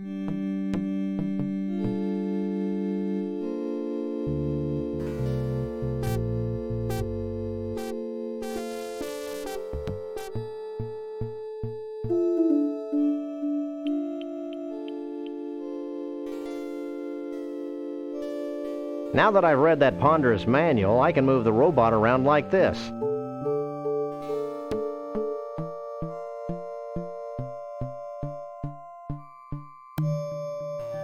I'm impressed. That's nothing. Watch this. Help me, Sam and Max. You're my only hope. That was gratuitous. Sorry. This might be more useful.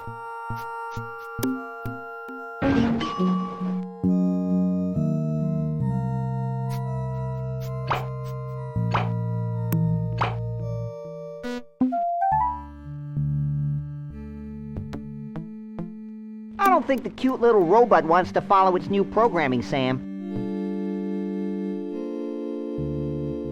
I don't recall giving it a cute little choice. There he goes. I'm ripe with anticipation. I thought I smelled something.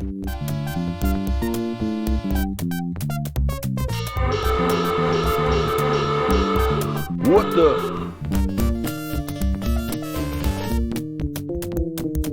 Now Pavlovian. And you should know.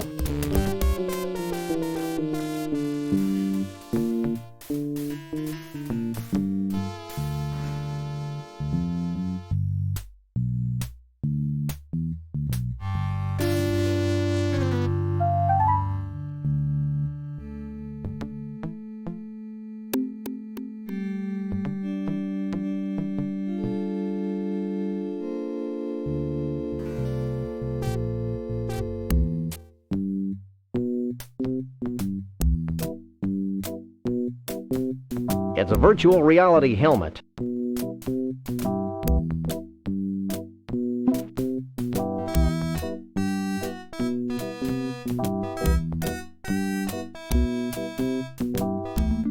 This is virtual reality? I may be sick. It's a Cheesley polygon sword.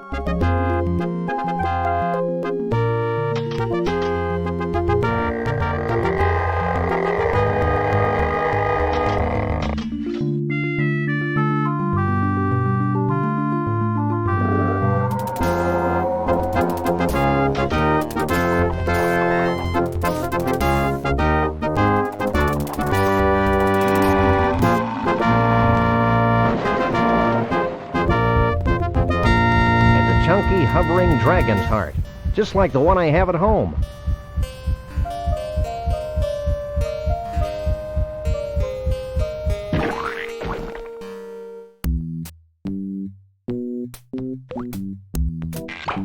Well? I am the keymaster. Does that come with a dental plan? I don't know what you two critters are up to, but I want you out of here, now.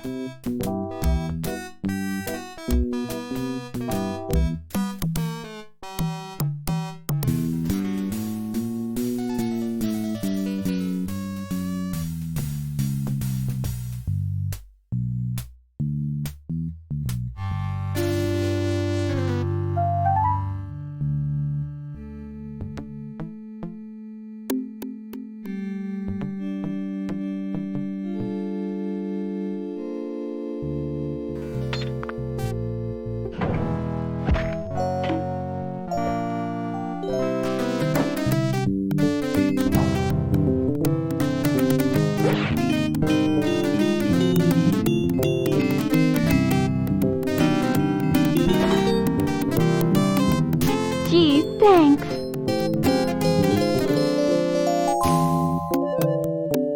Well, back to the circus with you. I'm feeling a little morally conflicted about taking Bruno back to the circus. I'm not. Let's go, you big lug. Stay away from him, you malefactor. I'm not a malefactor. I'm a lagomorph. Look, I'm not going back to the circus, and I'm late for a party. Oh yeah, the Bigfoot party. Where is it? It's at Evelyn Morrison's Savage Jungle Inn in picturesque Half-Life, Nevada. Bigfoots. And their dates? Only.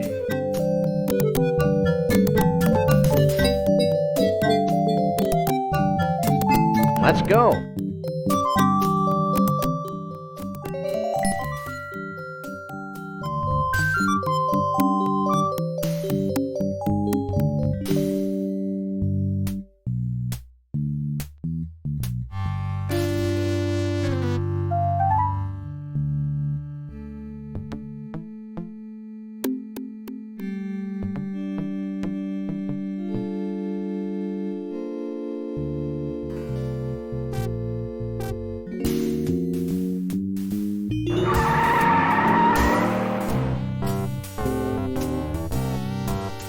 I had no idea cacti were so festive.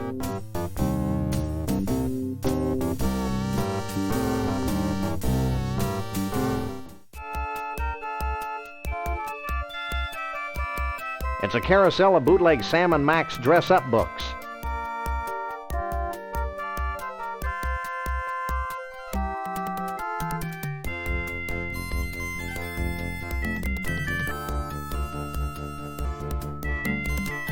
you in charge here? Don't I wish? I'd have to go to Snuckey U for another 6 years before I could run this place. But enough about me. What can I do for you?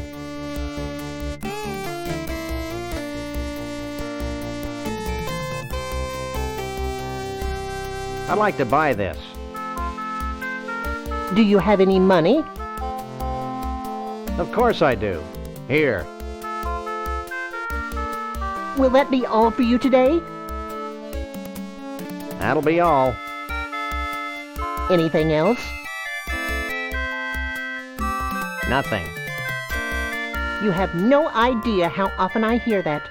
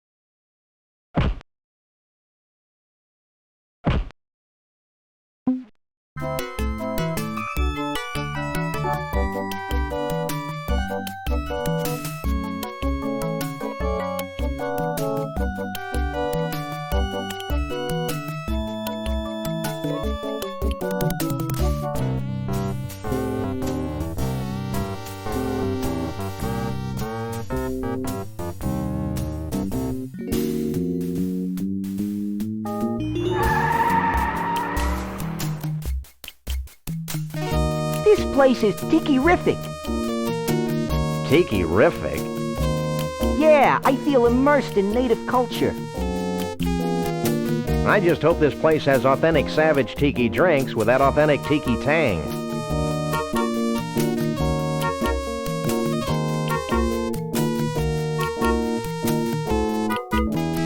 Savage Jungle Inn. It's a miniature mighty volcano, lending authenticity to this jungle motif. Looks like a gopher mound.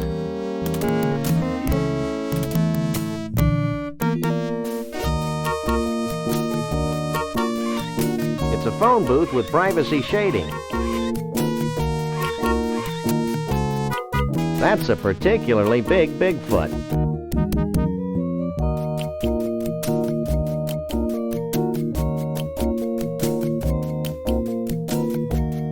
Here.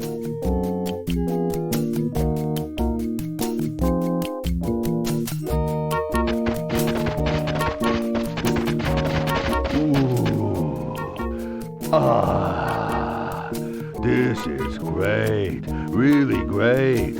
I owe you guys.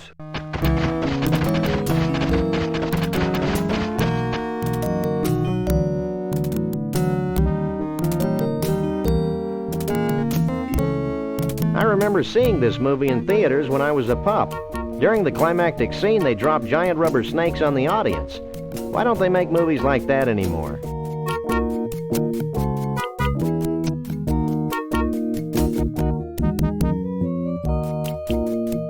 Higher standards? Probably. I wonder if this bird talks. Maybe it'll give us an important clue. Nah, that'd be stupid. She looks familiar.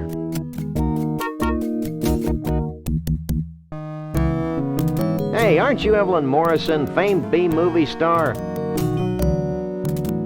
Yes, I am she. I've seen all your movies. My favorite was Robot Terror from Beyond the Galaxy. Is that the one where the alien says, Clam do Beretta Nimno? No, that's Vampirus in Prison. Oh, yeah. Would you like Evelyn Morrison's autograph? Actually, we just want to ask a few questions. Evelyn Morrison is always available for interviews. Action! I'm ready for my close-up, Mr. Corman.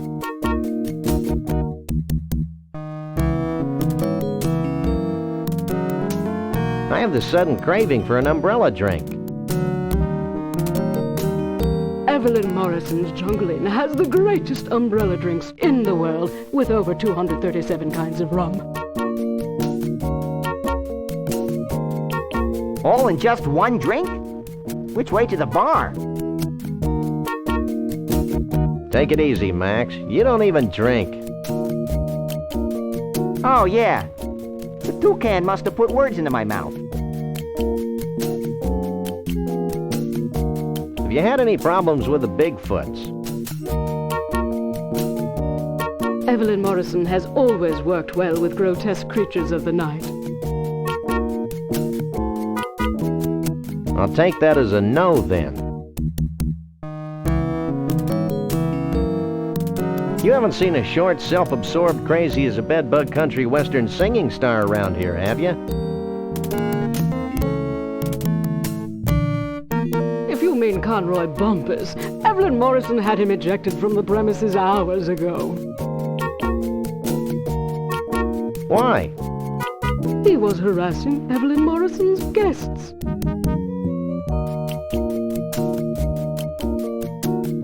I'll get back to you later. Evelyn Morrison will be here. In the meantime, why not take some of these brochures? They have Evelyn Morrison's autograph on them, making them must-have collectibles. Thanks.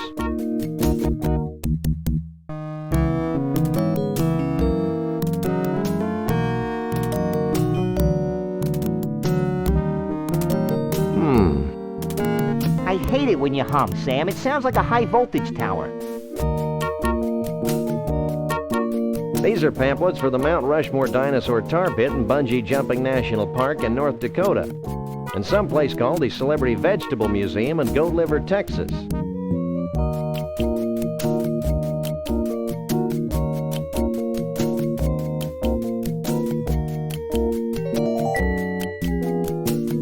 I think I like the humming better.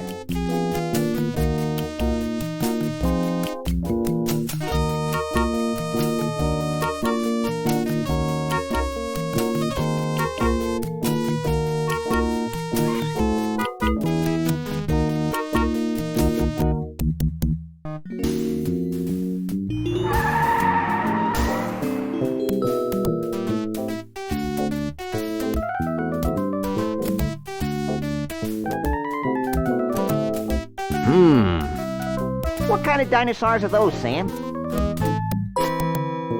From the size of their grandfibular extensions, I'd say they were a couple of brachiosaurs.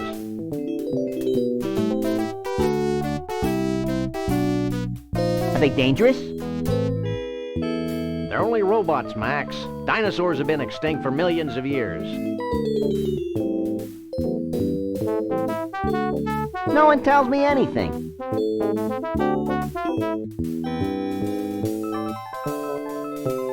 Let's do George. George, George, fo forge, banana, fana, fo forge, fee, fi, fo forge, George. There isn't any president. We can't rhyme. Let's do Thomas.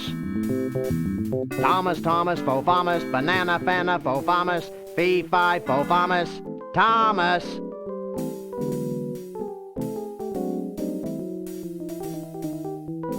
Let's do Teddy. Teddy, Teddy, fo fetty, banana, fana, fo fetty, fee, fi, fo fetty, Teddy. Let's do Abe. Abe, Abe, fo fabe, banana, fana, fo fabe, fee, fi, fo fabe, Abe.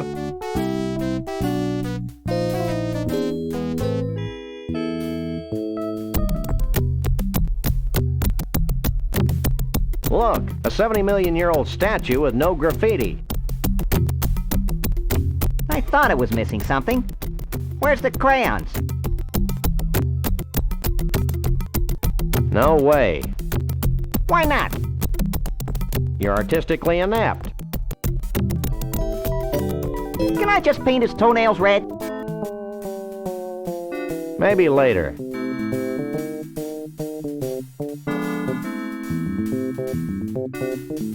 Hi, my name is Rex, the Thunder.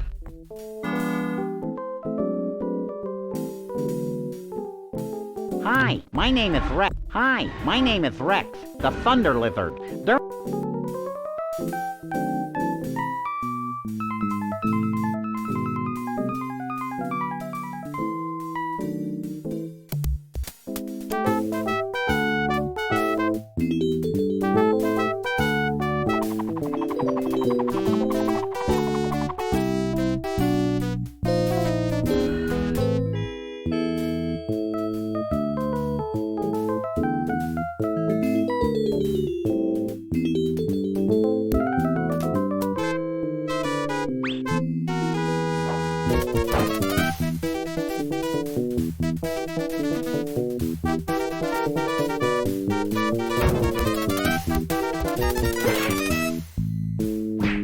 We finally got the tooth. The whole tooth? Nothing but.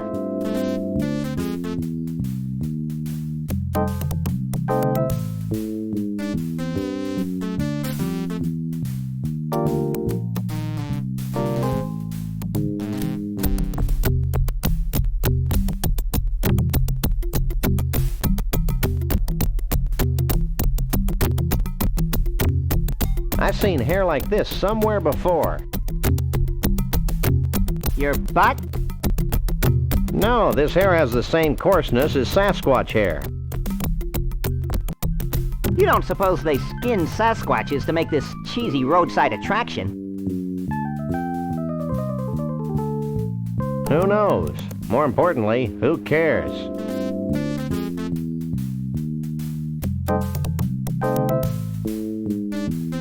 Hi, I'm Wally, the woolly mammoth.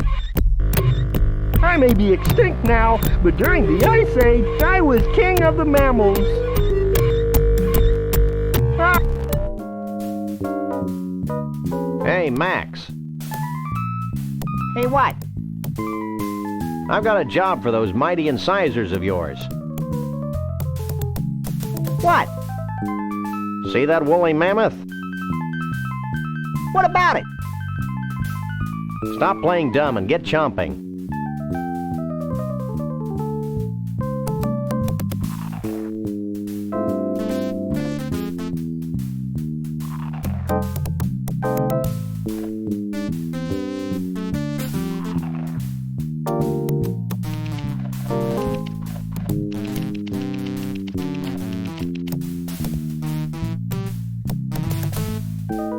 Fine work, Max. Now we've got more full woolly mammoth hair than we'll ever need, and we've learned an important lesson.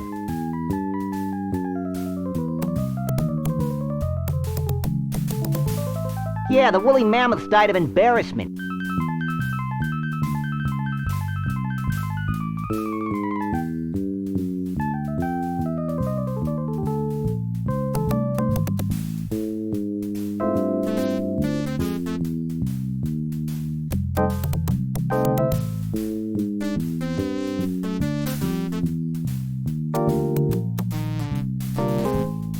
This place evokes a sense of wonder. You have to wonder.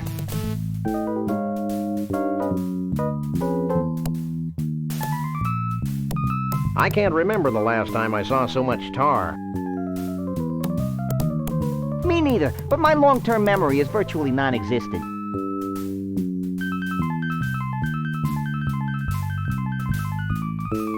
This line's not moving very quickly.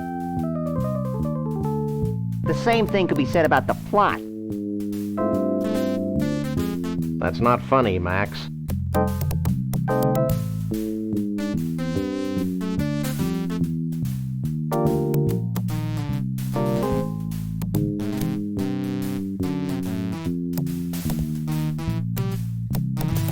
Looks like this elevator will take us up into Washington's nose.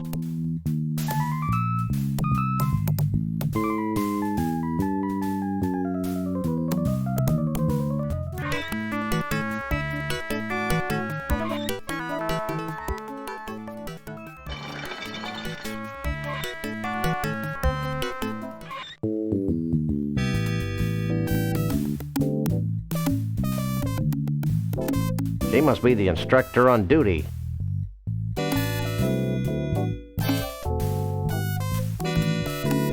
That's kind of a long drop.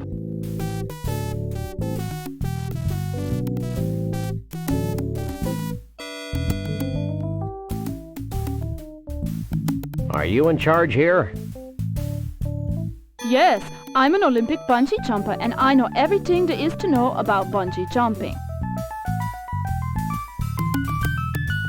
Olympic bungee jumping? Wow, she sounds sure. What do I do? The principles are important to master. Get a safety harness from behind that little screen over there. Once that's on, it's important that you jump from the board toward the pit of tar below.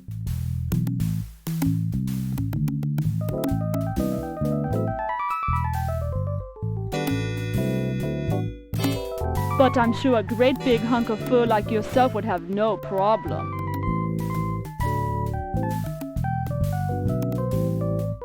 Yeah, sounds easy. Looks dangerous.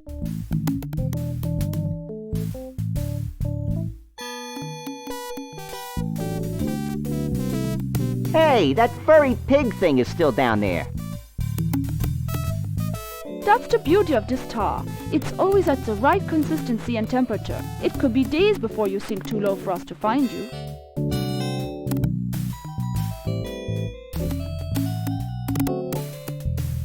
I'm convinced. Let's go, Flyboy.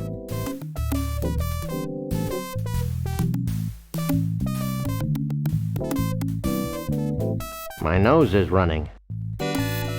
Whose isn't? Bye. So long, cutie.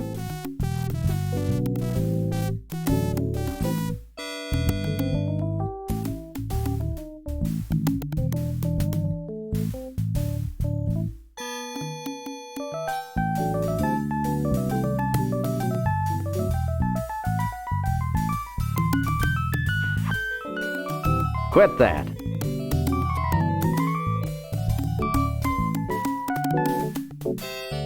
So, what do you think? It fits you just fine. Ooh, stand back. She may pounce. It's a danger I face every day. So, Max, what do you think?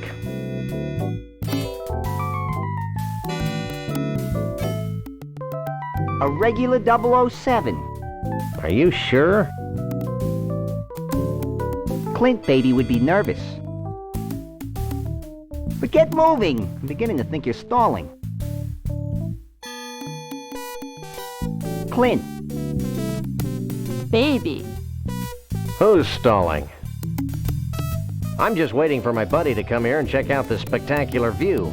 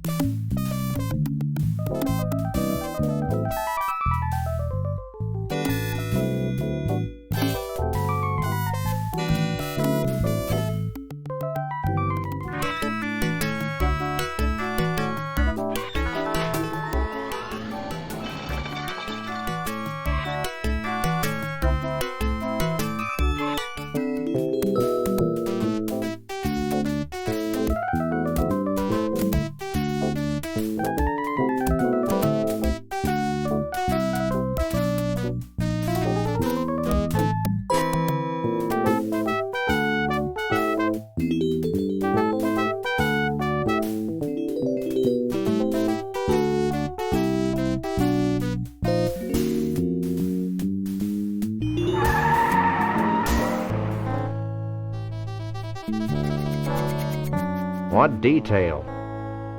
See the carrot leaning out of the book depository?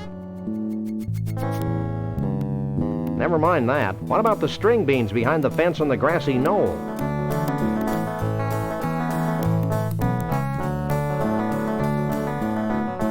Celebrity Vegetable Museum.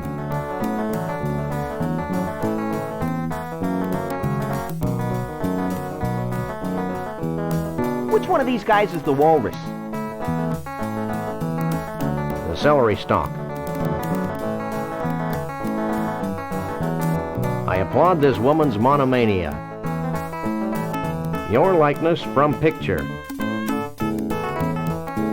Remaindered Conroy Bumpus eggplants. I guess his 15 minutes of fame are about up.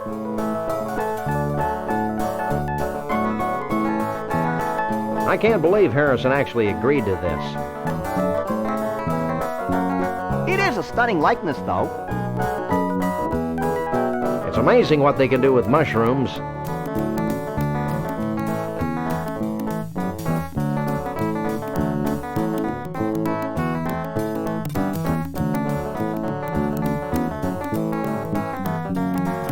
What the holy mother of gourd is this? Oh, isn't it obvious? I grow vegetables in the shapes of famous celebrities. For a small fee, I'll grow a vegetable from a photograph. Oh, that would have been my second guess. I grow more fascinated by the moment. So what's the biggest thing in vegetable celebrities right now? I can't believe I lived long enough to hear you say that, Sam. You may not believe this, Sonny, but the biggest thing right now is miniaturization. Miniaturization? Peas. Peas? I know, it seems impossible. All we are saying is give peas a chance.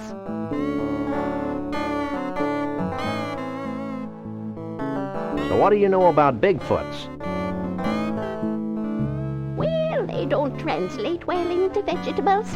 I have been experimenting with the idea for a while. There's just no such thing as a furry vegetable.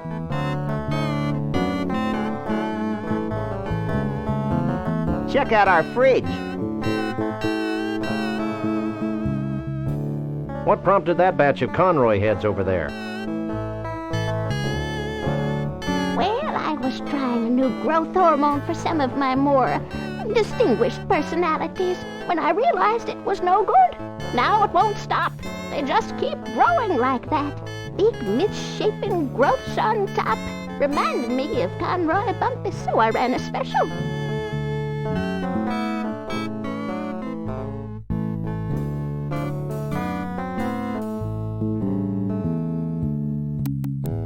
Well, bye.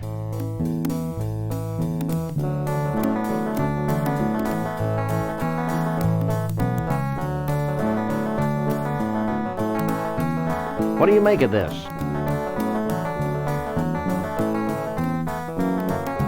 Famed naturalist John Muir, huh? This looks like a zucchini squash to me. I can do this, but it'll take a short while.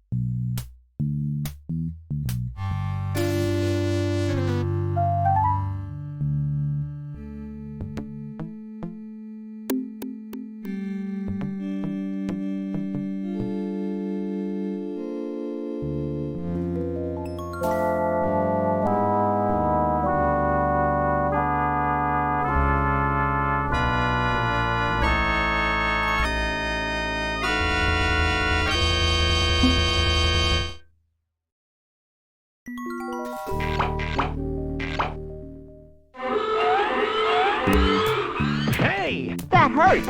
Knock it off.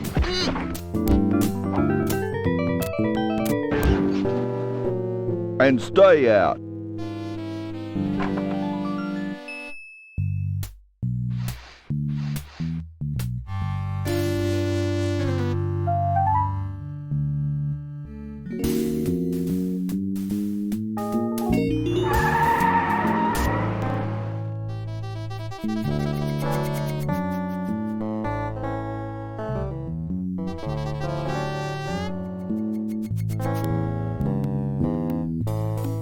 Where's my John Muir vegetable?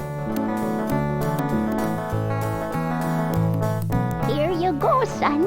A zucchini squash that looks just like John Muir. Gee, thanks, man. Thanks. Bye.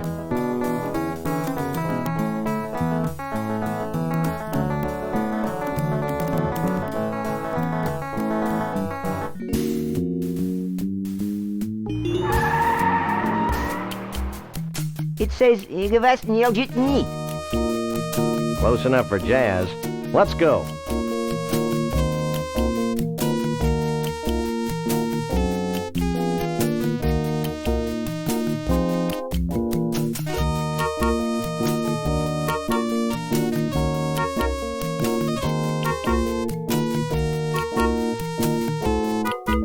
Now the costume is covered with tar.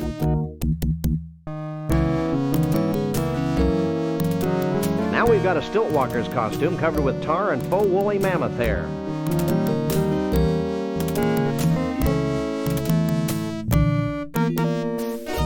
Okay, I've attached Conroy Bumpus' toupee to the stilt walker's costume.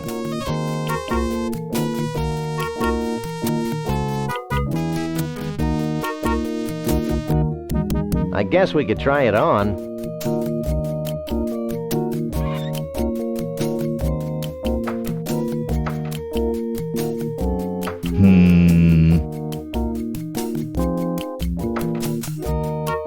Hey, that's a downright nice Sasquatch costume. I'll let you guys in with that one.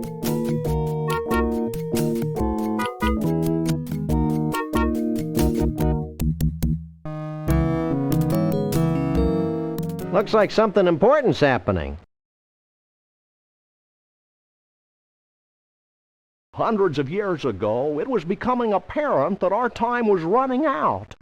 Yet we were slow to heed the warnings of impending doom.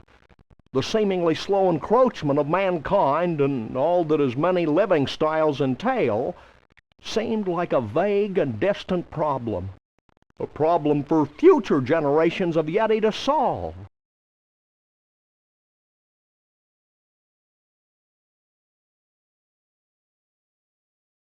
Blithely, we sat back, ignoring our own inner call for action. Tradition and the status quo were our excuses for complacency.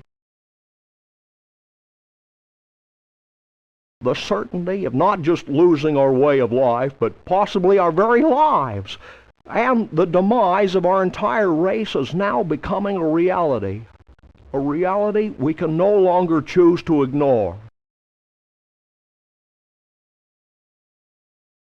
As it turns out, the humans and their technology are moving faster than we are, much faster than we had anticipated. And so we now face the final crisis. Unless we pull together, not just acknowledging the need for change, but embracing change not just with our hearts and our minds, but with our actions, we will fall behind, moving backward into extinction.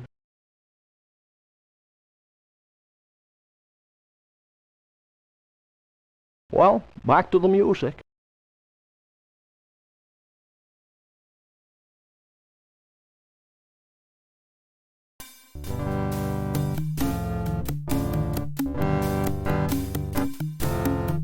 What choreography!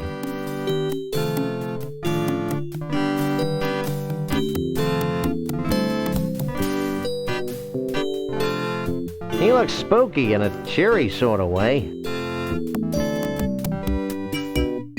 I wonder if they'll play Yellow River. She looks friendly in a scary sort of way. Chateau Sasquatch 92. A very bad year.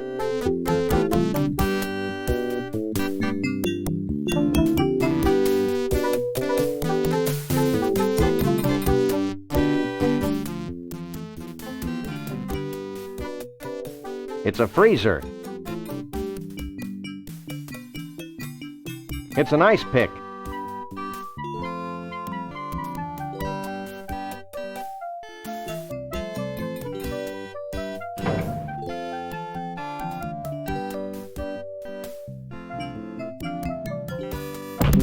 Yikes!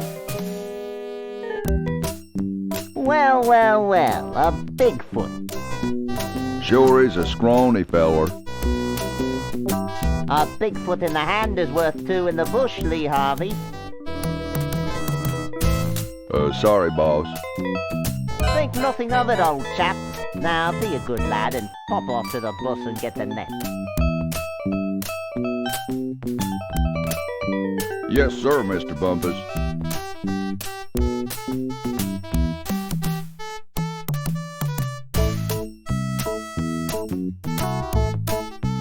What do you think you're doing?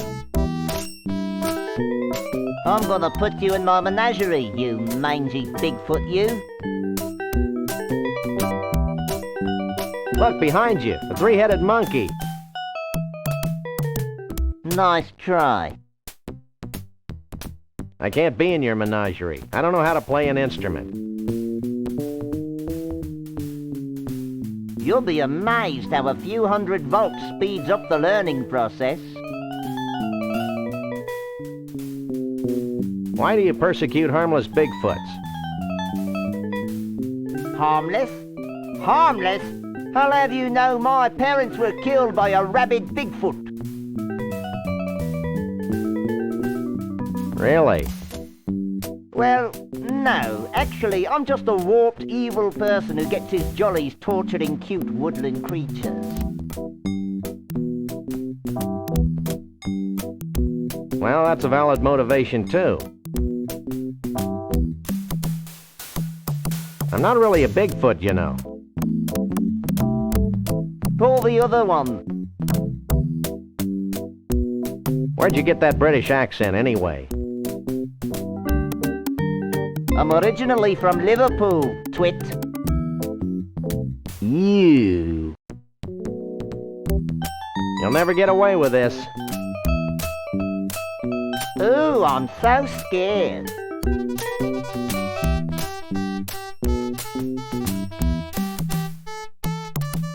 Maybe this'll convince you that I'm not a Bigfoot.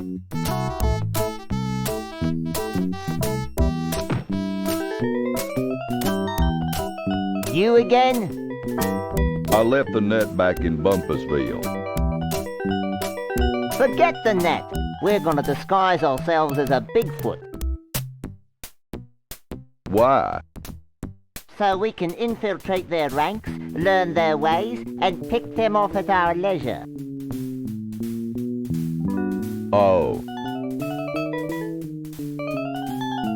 And no funny stuff, dog boy. Yeah.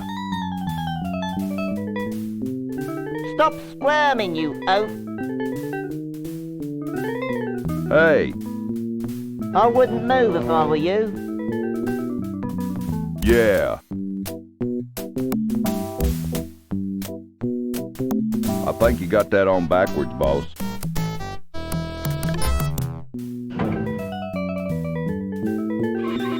That was fun.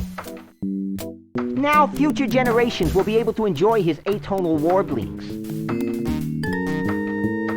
Are there any more shrimp balls back here? Who are you?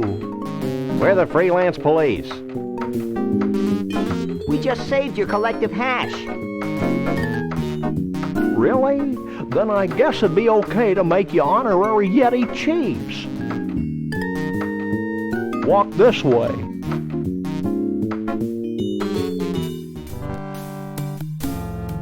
Can I have your attention, please?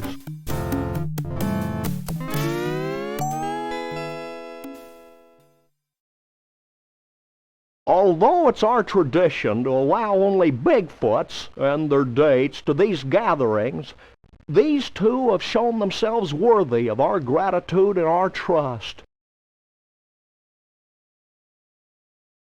These are a naive people. And so I'm granting them the title of Honorary Bigfoot Chief, so don't mess with them. That's it? Honorary Bigfoot Chief? Where's the cash? We don't want Bigfoot money, Max. It's probably made of tree bark or something. I know, but it's the principle of the thing. You may now wander freely about the convention floor without concern for your health. Gee, thanks. Think nothing of it. Follow me.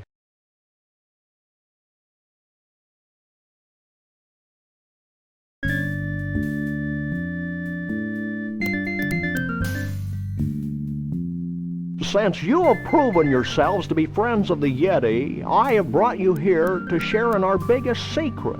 These great totem poles have been gathered from across the world and passed down from generation to generation of Bigfoots.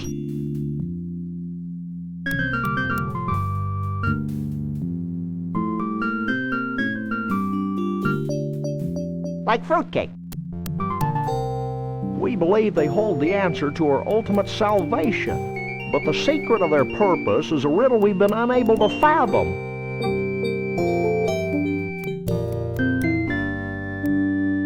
Sounds heavy. Like fruitcake. It's real heavy. Bruno. Like fruitcake. Why aren't you at the party? Who can party while their world comes to an end? Most of your mange-ridden brethren, apparently. I told you it was a bad idea to spike the punch.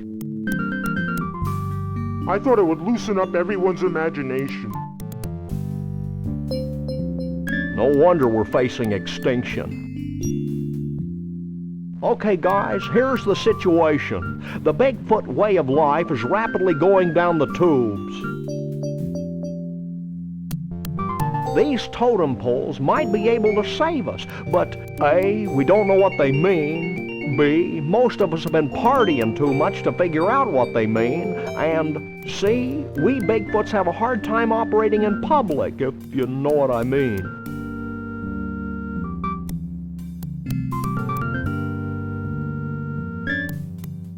We wouldn't normally be asking for help, but we're desperate. Well, that's how we get most of our gigs, so why not? Great. Why don't you three get cracking on the totem poles? I'm going to the hot tub.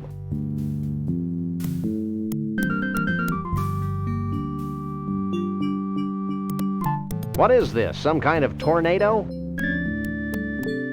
Dentistry? A patron saint of Bigfoots? Looks like a before and after shot.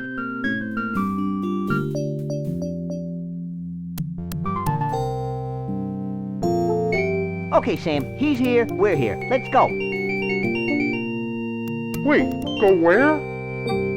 Back to the carnival so we can get paid, you big lummox. I may be slow, but I am not stupid. I'm staying right here. Psst, Max. What? Maybe we should wait a while before returning Bruno to his well-meaning yet horribly twisted owners.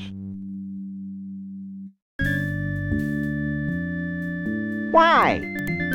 Because I have a sick, gnarled premonition that something important's going to happen to the Bigfoots, and it would be nice if Bruno were here to see it before we slapped him back in a block of ice.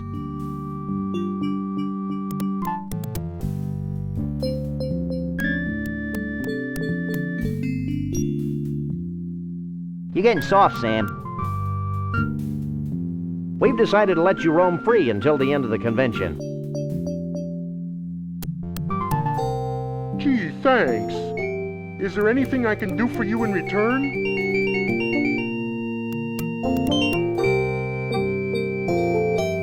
I I still can't figure out how a Whittier-Bane Bigfoot like yourself fell into the clutches of the Cushmans.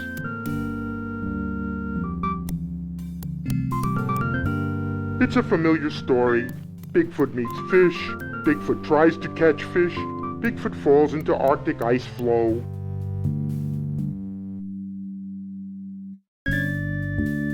That's a classic, all right. Didn't I hear something about a hot tub around here? Later, little buddy. Right now, we've got things to figure out. But that hot tub really sounds like the place to be. Later. What do you make of that totem pole on the far left? Let me take a look.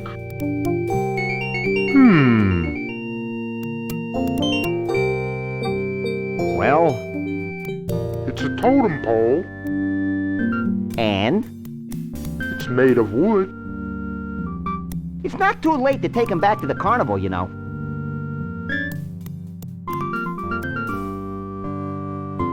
Any keen Bigfoot insights into the totem pole with a tooth on it? I've been staring at that one for hours and... Yes? I think it has something to do with teeth.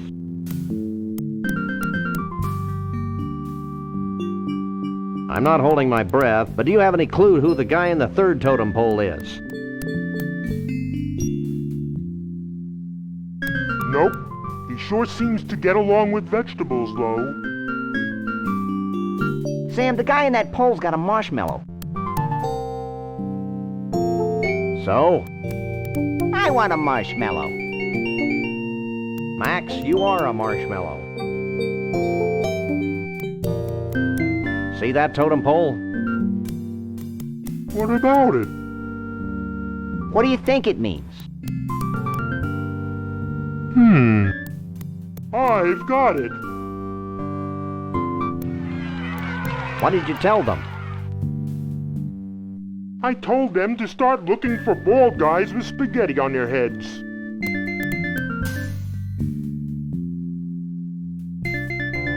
So what do you think about all this? I'm just happy to be here, Sam. Happy to be at room temperature and happy to be free at last.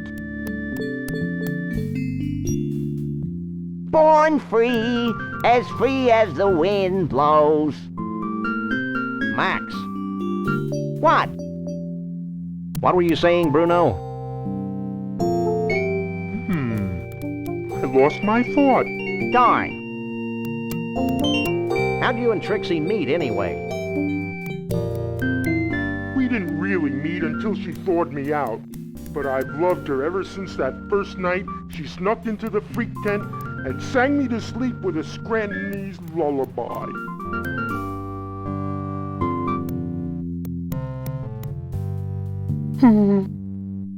And you want to put him back in a block of ice? Yeah, so? I give up. Well, now that Conroy's out of your hair, what are you going to do? Try brushing it, maybe? Well, I've still got the Cushmans to worry about, so I guess I'm still a little tense.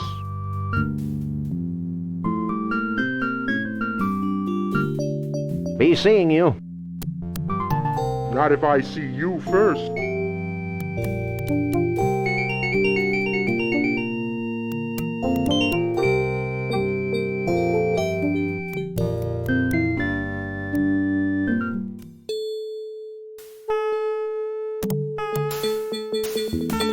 Mrs. V? Yes? What do you think should be done to solve the rampant environmental problems facing the Bigfoots? The answers were all there in my husband's speech. Pull together. Embrace change. Avoid extinction. And if that doesn't work, we'll eat all the humans. I I can only imagine how exciting it must be to be married to the king of the Bigfoots. Oh, it's not that great. Sure, you get to travel, but sometimes you get so lonely. Why, just yesterday I was telling my therapist, Nancy, sometimes it's so lonely at the top.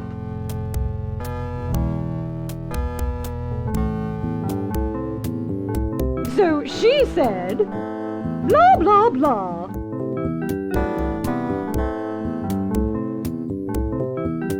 That's why he always wears a hat.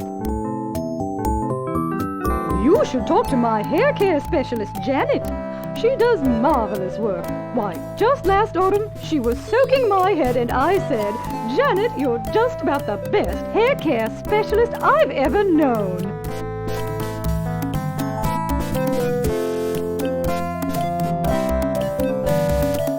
And then she said, oogly, oogly, oogly. Well, my husband thinks it's some sort of homage to the wild and woolly nature of us Bigfoots. But if you ask me, I think it's an indictment of people who don't wash their hands before dinner.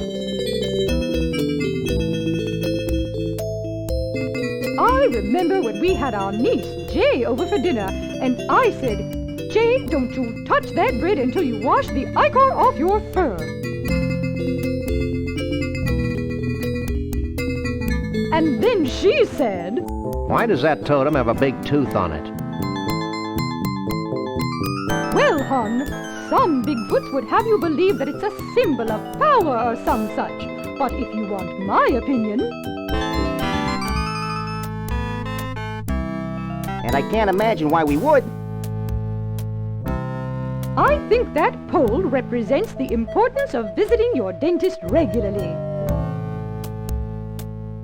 Life's funny, Sam. When I woke up this morning, I thought I'd just watch some TV and shoot some criminals. Now a big stinky forest creature is giving me a lecture on dental hygiene.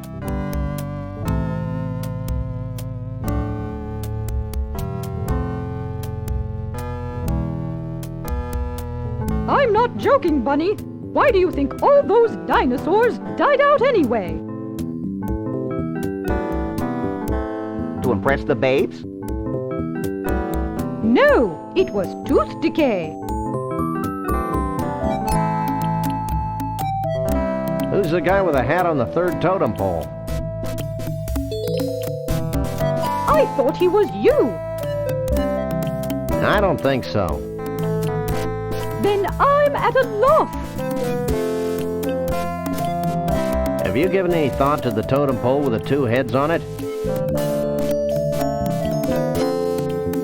Well, hon, it's either a visualization of our sun god's development and growth, or an ancient advertisement for an herbal mixture for balding Bigfoots.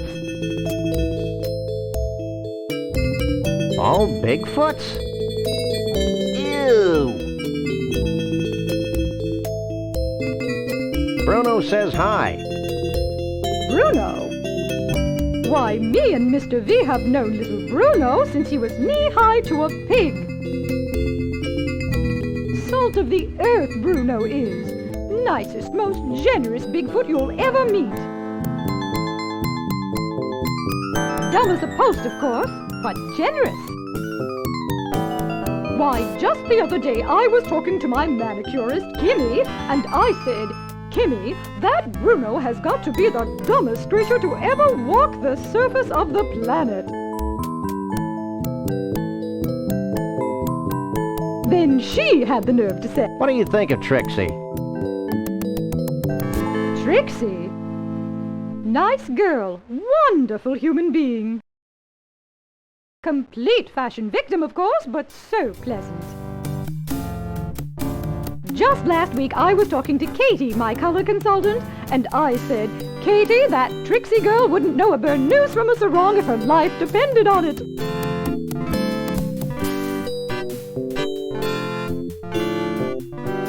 So she said, Conroy Bumpus is in the freezer. Internationally renowned country western superstar Conroy Bumpus? I've got all his albums. He's the greatest thing since sliced bread. I'd say he's the most gifted entertainer of the 20th century. He's an immoral cretin, of course, but boy, can he sing. I was talking to my chiropractor, Karen, just last month, and I said, Karen, that despicable Conroy Bumpus sure has got a pretty voice.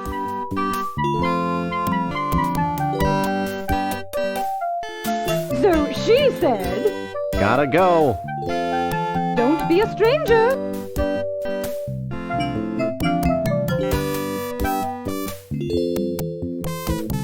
Ahem. Yes? What's your story? Oh, the usual.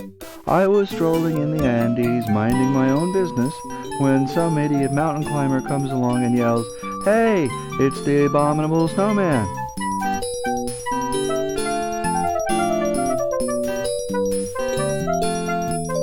Next thing I know, there's an avalanche, and I'm covered in 20 feet of snow.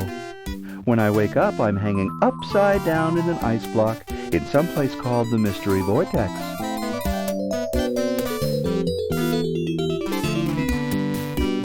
Sorry I asked.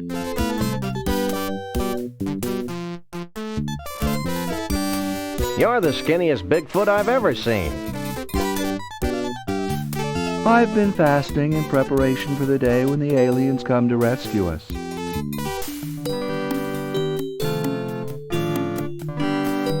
Are you the abominable, the boy in a bubble, a berry?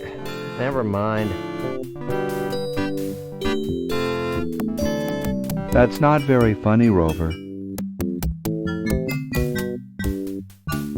In your delusional opinion, what would you make of the first totem pole? Well, the great winds depicted represent the chaos caused by the return of our alien brothers. Not entirely unlike the gust of wind we're hearing now. Any further insights into the dental totem pole? The truth of the tooth escapes me. The aliens have their own reasons. What about the totem pole with a man on it? I think he's a Bigfoot alien hybrid, an Uber Yeti perhaps. What do you think of the totem with the two faces? Obviously, our alien ancestors were hairless, and clearly their intention was to evolve into the beings of total hair we are today. Hey, I'm evolved and I didn't even know it. Actually, you're just fuzzy. I'm devastated. Bruno's out by the pool. Wonderful. He must have convinced our alien forefathers to rescue us from this doomed planet.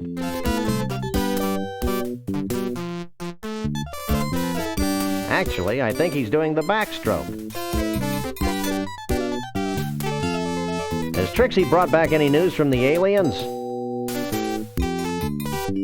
Not directly, but they've obviously given her some singing lessons.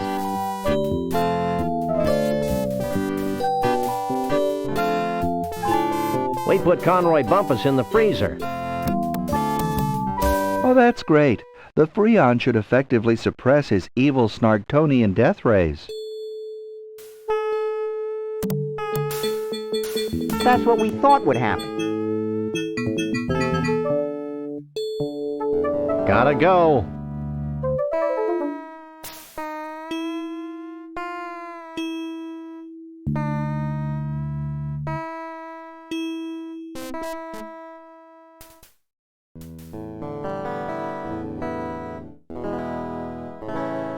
Excuse me. Huh? So where have you been hiding for the past few years? Hiding? Dude, I've spent the last 8 years manacled to a dunking booth. If Bruno and his girlfriend hadn't rescued me, I'd still be there.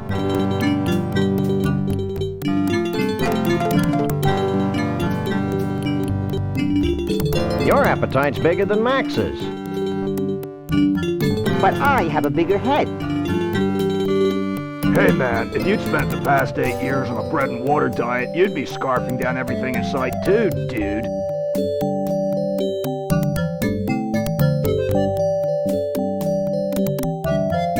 We kinda had you Bigfoots pegged as plant eaters. No way, dude. When a Bigfoot gets hungry, he'll eat anything, even rabbits. I'd be worried if I wasn't churning with foul and incurable diseases.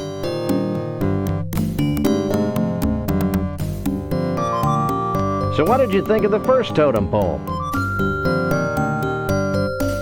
Dude, it's a picture of the ultimate wave machine. How about the second totem pole? There's more than one. 3 more, actually. 4 altogether. I guess I missed them. How could you miss them? They're right there. Dude, chill. They're just totem poles. Do you remember the pole with a man on it? You mean the peace and happiness pole? Sam, I don't think this guy's got enough wax in his board.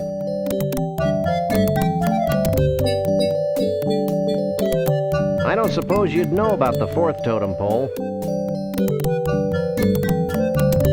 Are you still talking to me? Who's the President of the United States? I thought they split up. Okay, I think we're done here. Yeah, and so is he. Bruno's out by the pool. Right. I'll go talk to him after I'm done eating.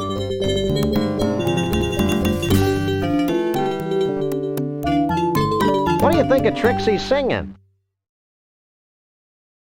It's the ginchiest. What are you guys gonna do with Conroy and Lee Harvey? Popsicles, dude. Major popsicles. Gotta go. Mahalo, dude.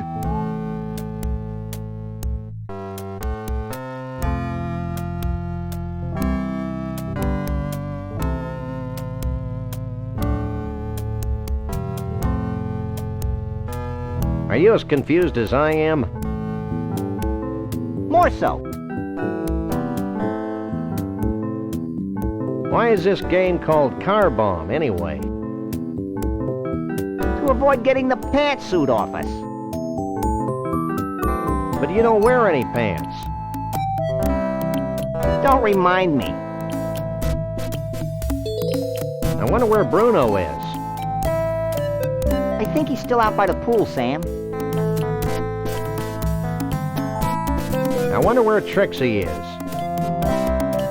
I shudder to think of the gross kissy-poo noises she's making with her boyfriend, Bruno.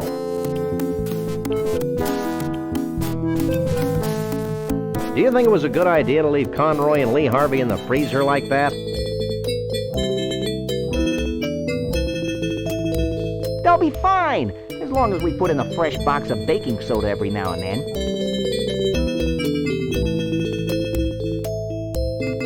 Want to do some painting, Max? You know us lagomorphs are colorblind, Sam. That's weird. So am I. What do you think we should do with these paper dolls? I say we go down to the scummy side of town and give a bunch of hoods some paper cuts.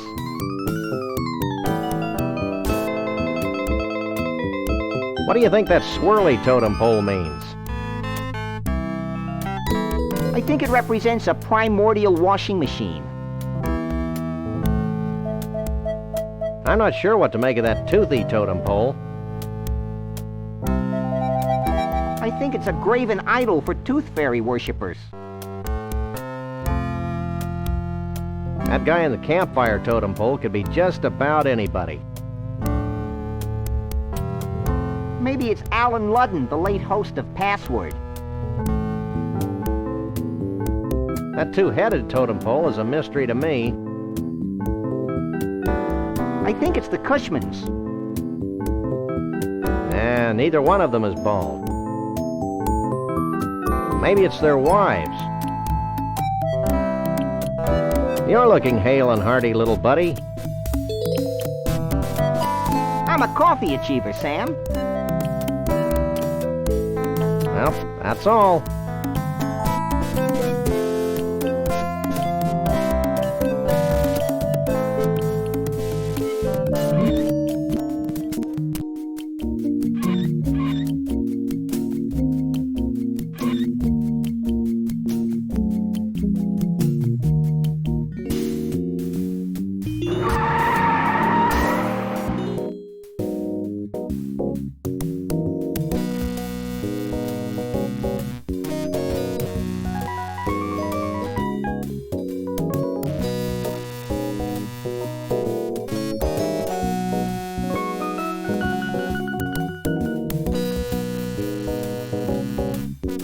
Take a leg, Max.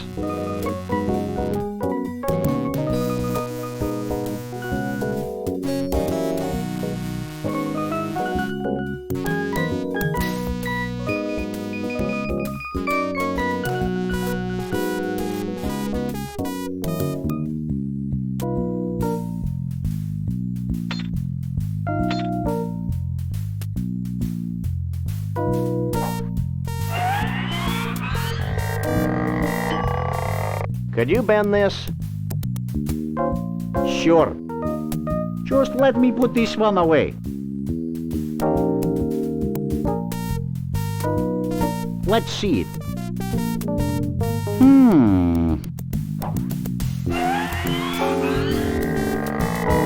How's that?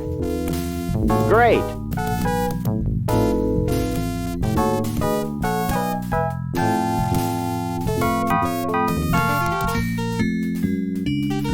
That seems to have gotten the cork off. Shall we raise a toast to nuclear disarmament? With this poison? Don't be silly.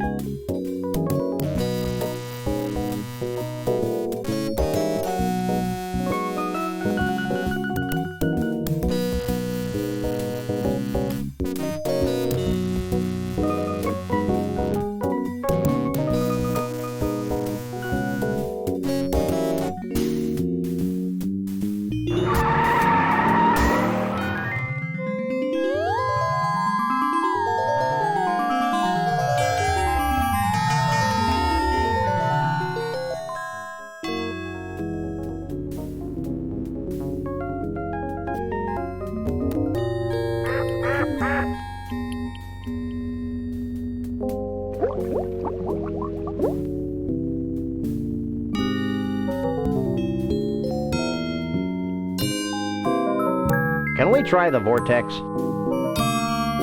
Step right in.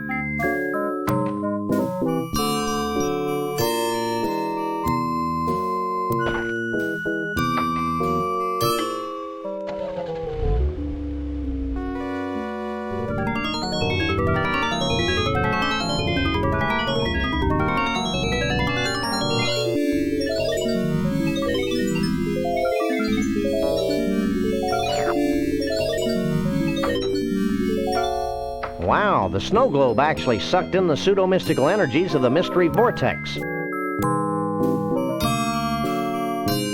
I was hoping something like that would happen.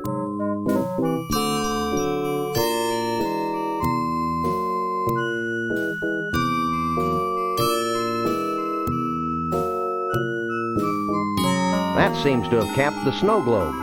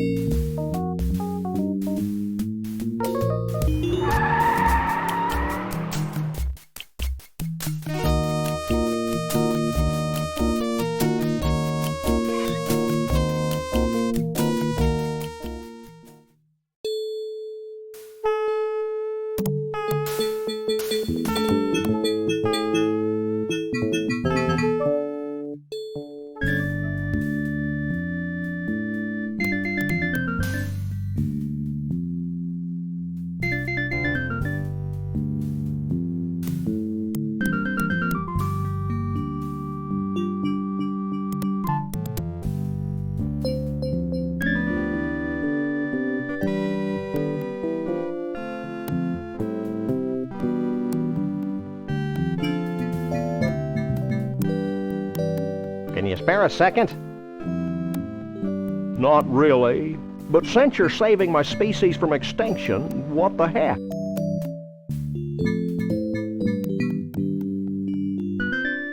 What happens when we've satisfied the requirements laid forth by the totem poles? Strict requirements. The world will be harmonious again. Overly strict requirements. We'll be back. I'll be here.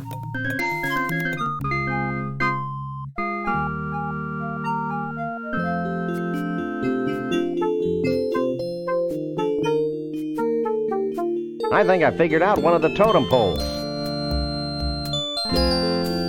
Let me see.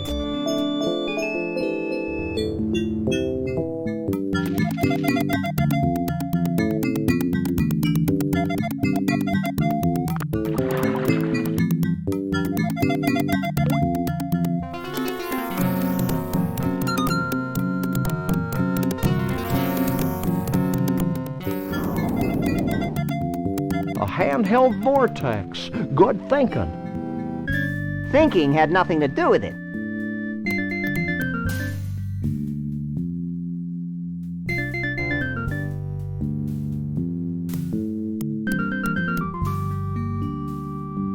Hey, Chiefy Poo, I think I figured out one of those baffling totem poles.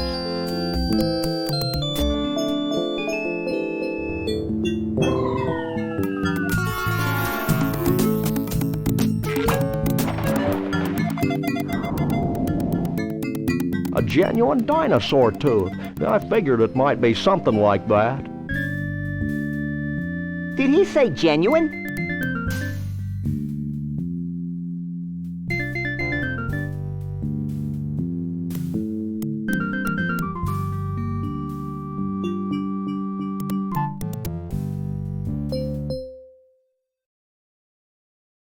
Finish setting up your half of the board, doofus.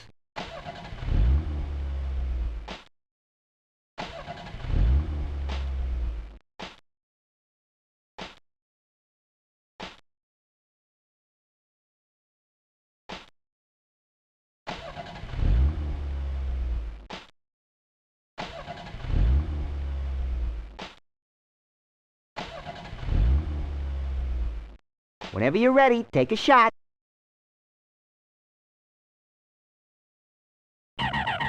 Miss! Miss! Miss! Miss! Lord, I'm tired of this drivel.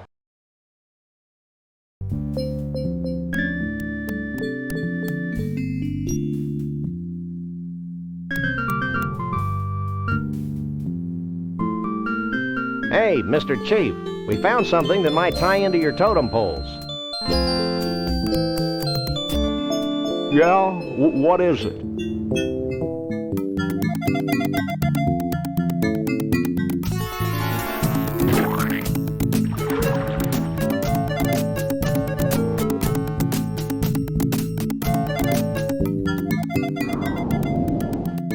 Hair growth tonic. Very resourceful. We just like stealing pillows.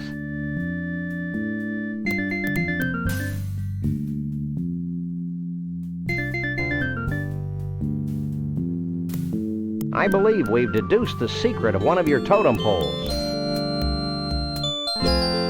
Hit me.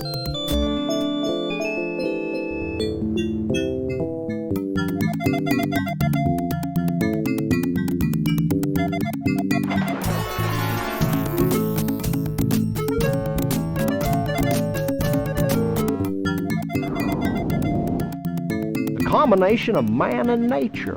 Inventive. Is it soup yet? Well, that should do it, right? Nothing's happening, Sam. What's the story, Pops? I don't know. I'm sure you got the ingredients right, but... Of course, how silly of me.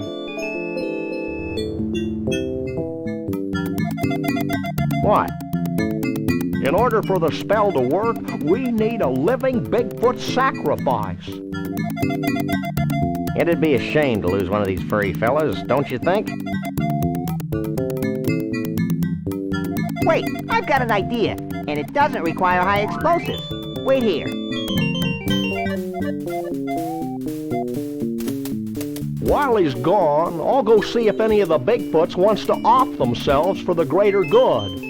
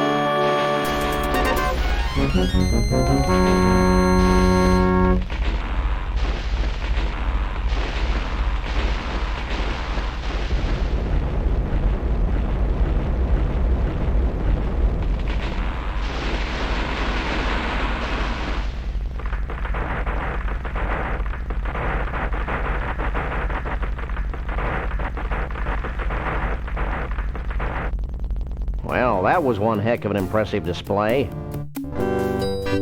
And actually highly destructive to boot. Goodbye, Sam and Max. I'm not sure how I can ever thank you, so I guess I won't.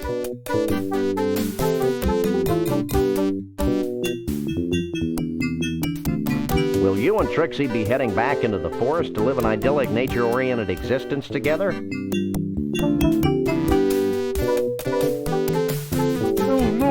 We're going to Vegas to get hitched, if it hasn't been trashed by all this crazy redwood nonsense. We want to be in a place where we can sort of blend in, live our lives, maybe even raise a family.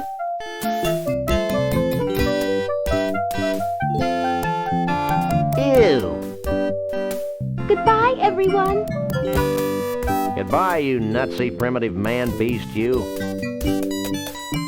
You boys should be proud of what you've helped us achieve here today. You mean the wholesale destruction of the symbols of modern civilization in the western United States? You bet we are.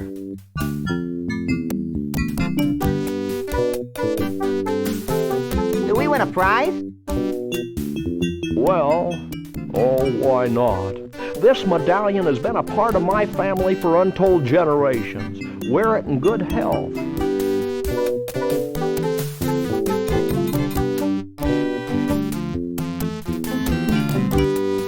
Thanks, Chief. Max loves cheap sentiment. Foil-covered chocolatey goodness. What's wrong, Sam? I don't think the wizard has anything in that bag for me. Well, I could give you my ritual headdress that I bought at Snuckey's last week.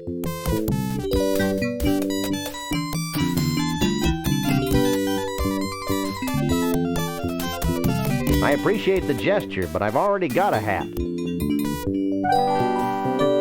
Well, that's fine too. Farewell, Sam and Max. Remember, though the night be dark, the dawn yet shall awaken and annoy you. Have a nice day. I'll miss that old rascal. I'll miss the way he smelled like a bag full of damp hamster shavings. Just like Grandpa.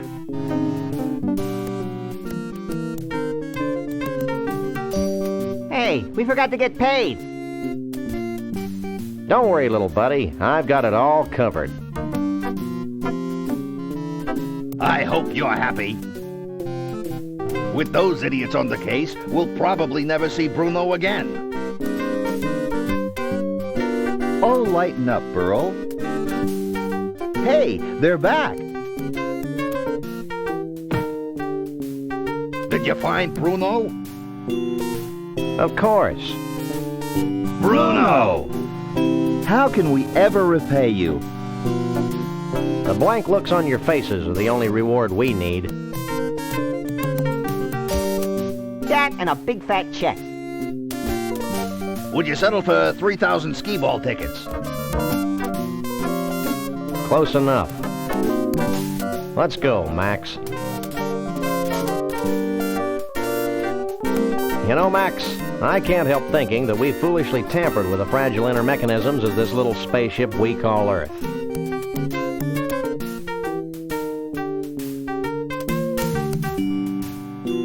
Gosh, Sam, if a few hundred years of civilization have to be totaled just to ensure that a bunch of smelly quasi-human creatures have a safe haven for their disgusting lifestyles, then so be it.